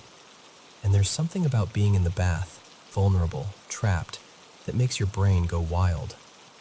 So I called my mom, and her phone started ringing from the kitchen. The second I heard her ringtone, the footsteps stopped instantly, like someone turned off a switch. And for a split second, I felt relieved because I thought, okay, she must have come back and left her phone down. Maybe she's grabbing it. But the phone kept ringing. No one picked up. No one called back to me. No, I'm here. Nothing. So then I called my dad, and he goes, totally casually, "Oh yeah, your mom and I are at the store together." And then he adds, "She forgot her phone at home." So, tell me why I heard someone walking outside that bathroom door like it was the most normal thing in the world.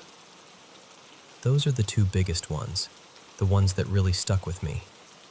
There are smaller things too, little moments where you feel watched, or you hear something and then everything goes quiet. But those two are the ones that made me stop brushing it off. Because here's the thing, I've always been able to rationalize it away. The house was new, no history, no reason. And now I find out the one detail I've been using as my safety blanket my whole life. No one ever died here, was never even true. My dad's had experiences too, which is wild because he's the type who really doesn't want to believe in any of this. But he's intuitive in his own way. He picks up on things. He just hates admitting it. And ever since I learned what happened to Tessa in that living room, on that couch, it's like the whole house feels different to me. Like something I refused to consider for years has been standing there the whole time, just quietly waiting for me to finally know the truth.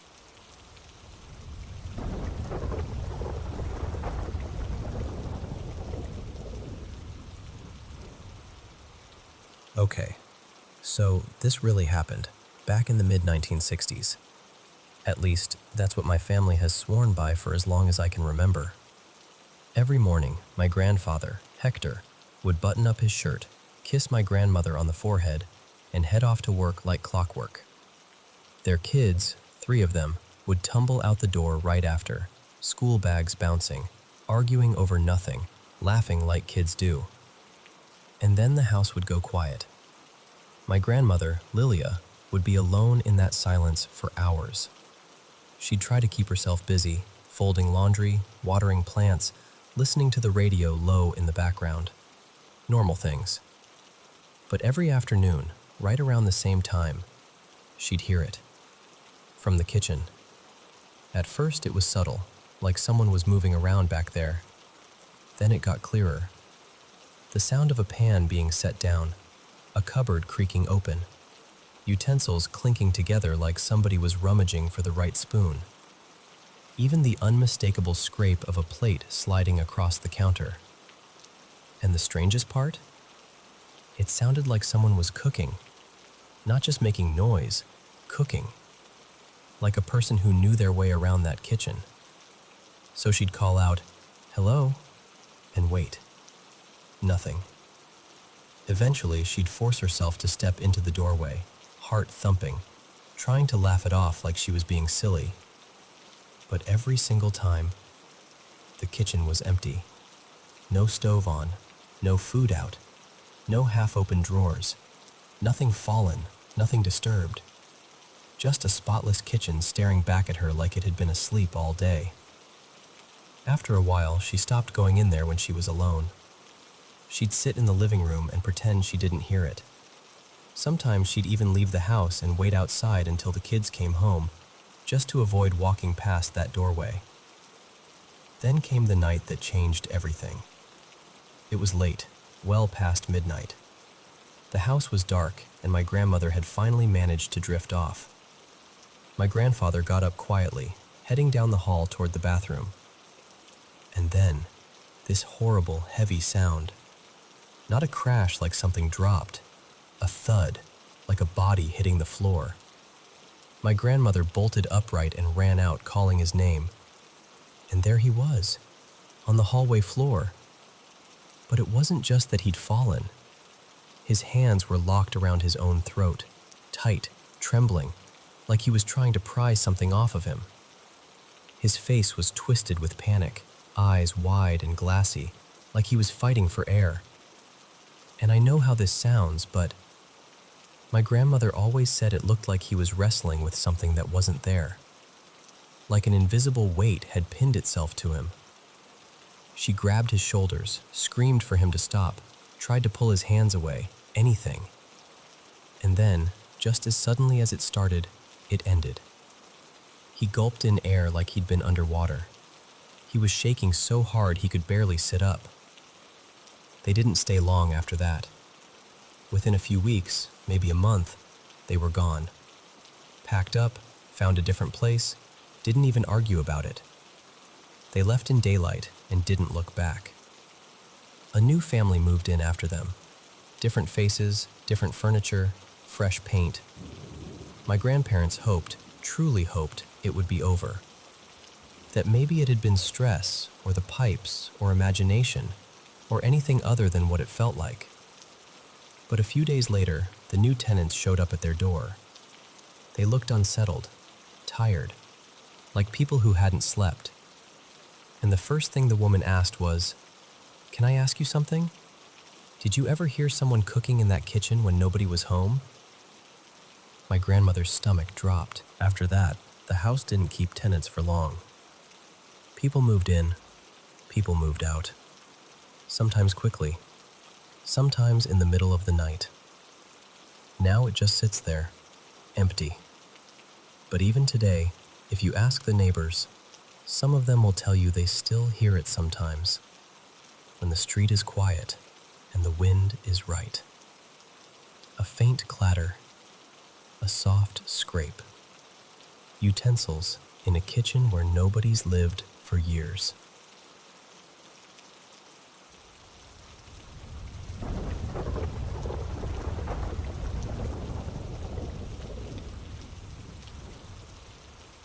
All right, thanks for taking the time to hear me out. I know how this sounds when you say it out loud, so I'll just start at the beginning and tell it the way it happened. I'm Jonah.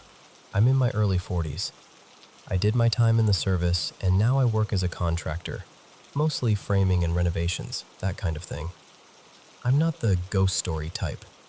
I'm a Christian, sure, but I'm not out here looking for signs in the clouds or anything. I bought this place because it was quiet, and it made sense for my kid. Space to run around, woods, room to breathe. The house is in a pretty remote New England township, one of those roads where the trees lean in and your phone signal fades out. The place was built in the early 70s, nothing fancy. Split level. 3 bedrooms, 2 baths, 2-car garage. 16-ish acres, mostly woods. Out back, there's a big Quonset hut I use like a storage garage, and there's a little shed that used to be a chicken coop.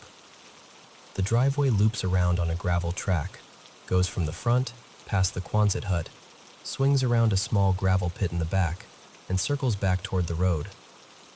There are neighbors on either side, but not close enough that you'd hear each other sneeze. No deaths that I know of, in the house or on the land. I checked. I'm telling you that because I tried hard to keep this grounded. So, June of 2022, I buy the house. I move in with my wife at the time, and my daughter, Rowan. She was 3 then, tiny, all energy, always wanting to be outside. We lived there for almost 2 years before my marriage finally broke for good. We separated in May of 2024. The first, that's weird, thing happened not long after we moved in. Late summer, maybe August 2022. Rowan and I are out by the gravel pit. She loved that spot. She'd beg every evening, "Can we go back there?" Like it was Disneyland. And she points and goes, "Daddy, that wasn't there." There was a hole in the ground, about the size of a basketball. Not dug out like someone scooped it. It looked like the ground caved in. And the thing is, Rowan had been out there constantly. If that hole existed the day before, she would have shown me. We both stood over it for a long time. staring like it might explain itself. I poked around it, checked the edges. It just felt off. Not terrifying, just unusual in a way that stuck with me. Then that fall, this is when it started getting harder to shrug off. Rowan had this inflatable ride-on horse toy. You know the kind. Big rubbery thing you bounce on. It was her favorite. One day I find it absolutely wrecked. Cuts all over the body, like someone took their time with it. And the eyes. The eyes were cut out, and someone had colored the area in dark, like smeared charcoal or marker or something. My first thought was, Rowan did this. Kids do weird stuff sometimes, right? But she was 3, and we didn't have scissors she could do that with. Not the kind that could slice that cleanly. And she wasn't destructive like that. She didn't mess up other toys. She didn't act proud of it or guilty. Nothing. She just looked at it and got quiet. I remember feeling mad and then immediately feeling kind of sick because the damage looked deliberate. Like whoever did it wanted it to look like it was suffering. From there, it wasn't one big dramatic thing. It was a long stretch of smaller things that piled up. Over the time we lived there, June 2022 through May 2024, Rowan started having nightmares.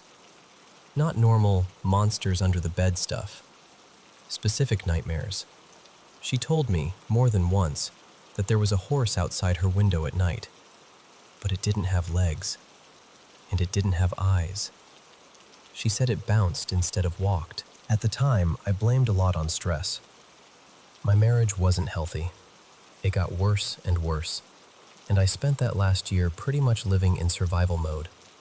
I'd sleep on the floor in Rowan's room with the door blocked from the inside.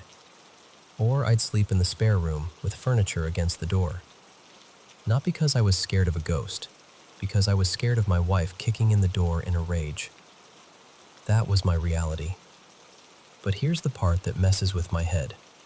Both me and Rowan had physical symptoms back then. Headaches, exhaustion, just this constant heaviness. And after we left, after the separation, it faded, like somebody turned down the volume on it. When we separated in May 2024, custody became week on, week off. Rowan would spend time with me and time at the house with her mother. And during that stretch, when I wasn't living there, Rowan tells me this story like it's just a fact of life. She says there's a dead crow that scratches at her window. I'm like, Rowan, what do you mean a dead crow? And she says, real calm, it's dead because it was laying in the yard for days, but sometimes it gets up and scratches my window. So I ask, trying not to lead her, at night? Like in a dream? And she goes, no, in the day. I can see it. She brought it up again months later because we drove past a dead crow on the road.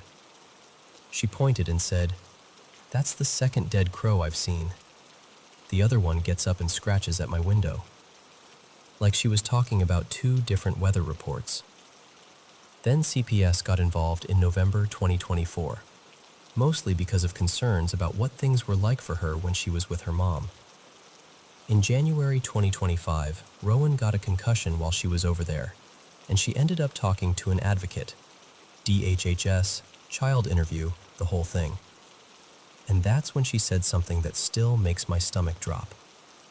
She told the interviewer she was scared of something at the house. She called it the darkness. The interviewer tried to clarify, like, do you mean you're afraid of the dark? Or bedtime? And Rowan said, no, not bedtime. The darkness.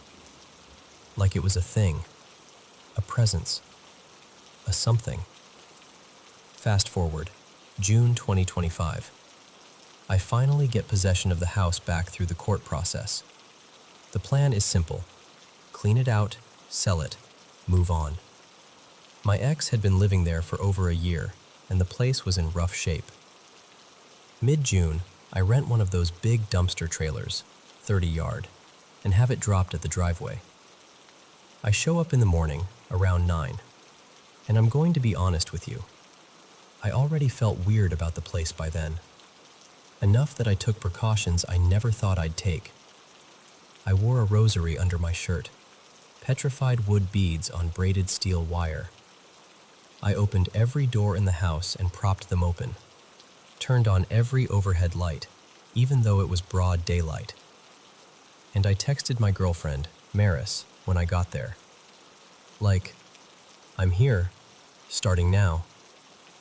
I work for about an hour, hauling junk out to the dumpster. Mirrors, trash bags, old stuff left behind, just trying to clear it. And then, out of nowhere, the rosary snaps. Not at the clasp. The braided wire itself breaks, like it was pulled apart. Beads hit the floor. I'm standing there with nothing snagged, nothing caught on it, because it was under my shirt. I remember freezing, looking down, and just feeling this cold certainty like, nope, not today. I picked up every bead I could find, shoved them in my pocket, texted Maris, and left. I wasn't there long. My texts show just over an hour. A couple weeks later, end of June, around late morning, Maris and I go by to drop a key in a lockbox for the heating company because we were about to be out of state. We're backing out of the driveway, and I glance at the big garden windows in the living and dining room, the ones that usually reflect the sky. Not tinted, not shaded, black and opaque, like the house wouldn't let light in, like you couldn't see through them at all. And in the same moment, the whole place felt aware. That's the only word I can use. Like we were being watched, and it wanted us to know it. Early July 2025, I go to mow. I didn't even go into the house, just grabbed the riding mower from the garage and started doing laps. After about an hour, I come around the back of the Quonset hut, near the clothesline, and I see something between the house and the road, near the spruce trees. It looked like a four-legged animal, but too big, bigger than a dog. More like a bear or a tiger in size, but shaped wrong. High shoulders, sloped like a wild hog. A black, bristly-looking mane, spiky almost, and a tail with the same rough fur. And the strangest part? I couldn't make out its head. It was down low, like it was sniffing the ground, or like there was no head to see. It was there clearly enough that my brain went, that is real. And then it vanished. Not ran off, not slipped behind a tree, just gone, like someone erased it. The next week I come back to clean mold. There was mold in the carpet in the main room, and the fridge was worse, like webbing mold inside the empty shelves and drawers, even though I swear to you I had cleaned it before with bleach. I'm scrubbing the fridge with bleach and rags, garbage bag beside me. My back is to the kitchen and dining room, and while I'm cleaning, the room behind me keeps going dark. Not like the bulbs flickering, but like something is moving between the light and the space, like a shadow passing close. I'd turn around, and everything looked normal. Lights steady, nothing obvious. So I keep cleaning, because that's what you do when you want to be done and out. Then the doors start moving. The game room door, the bedroom doors upstairs, opening slowly, then slamming shut. Over and over. Not a one-time breeze thing.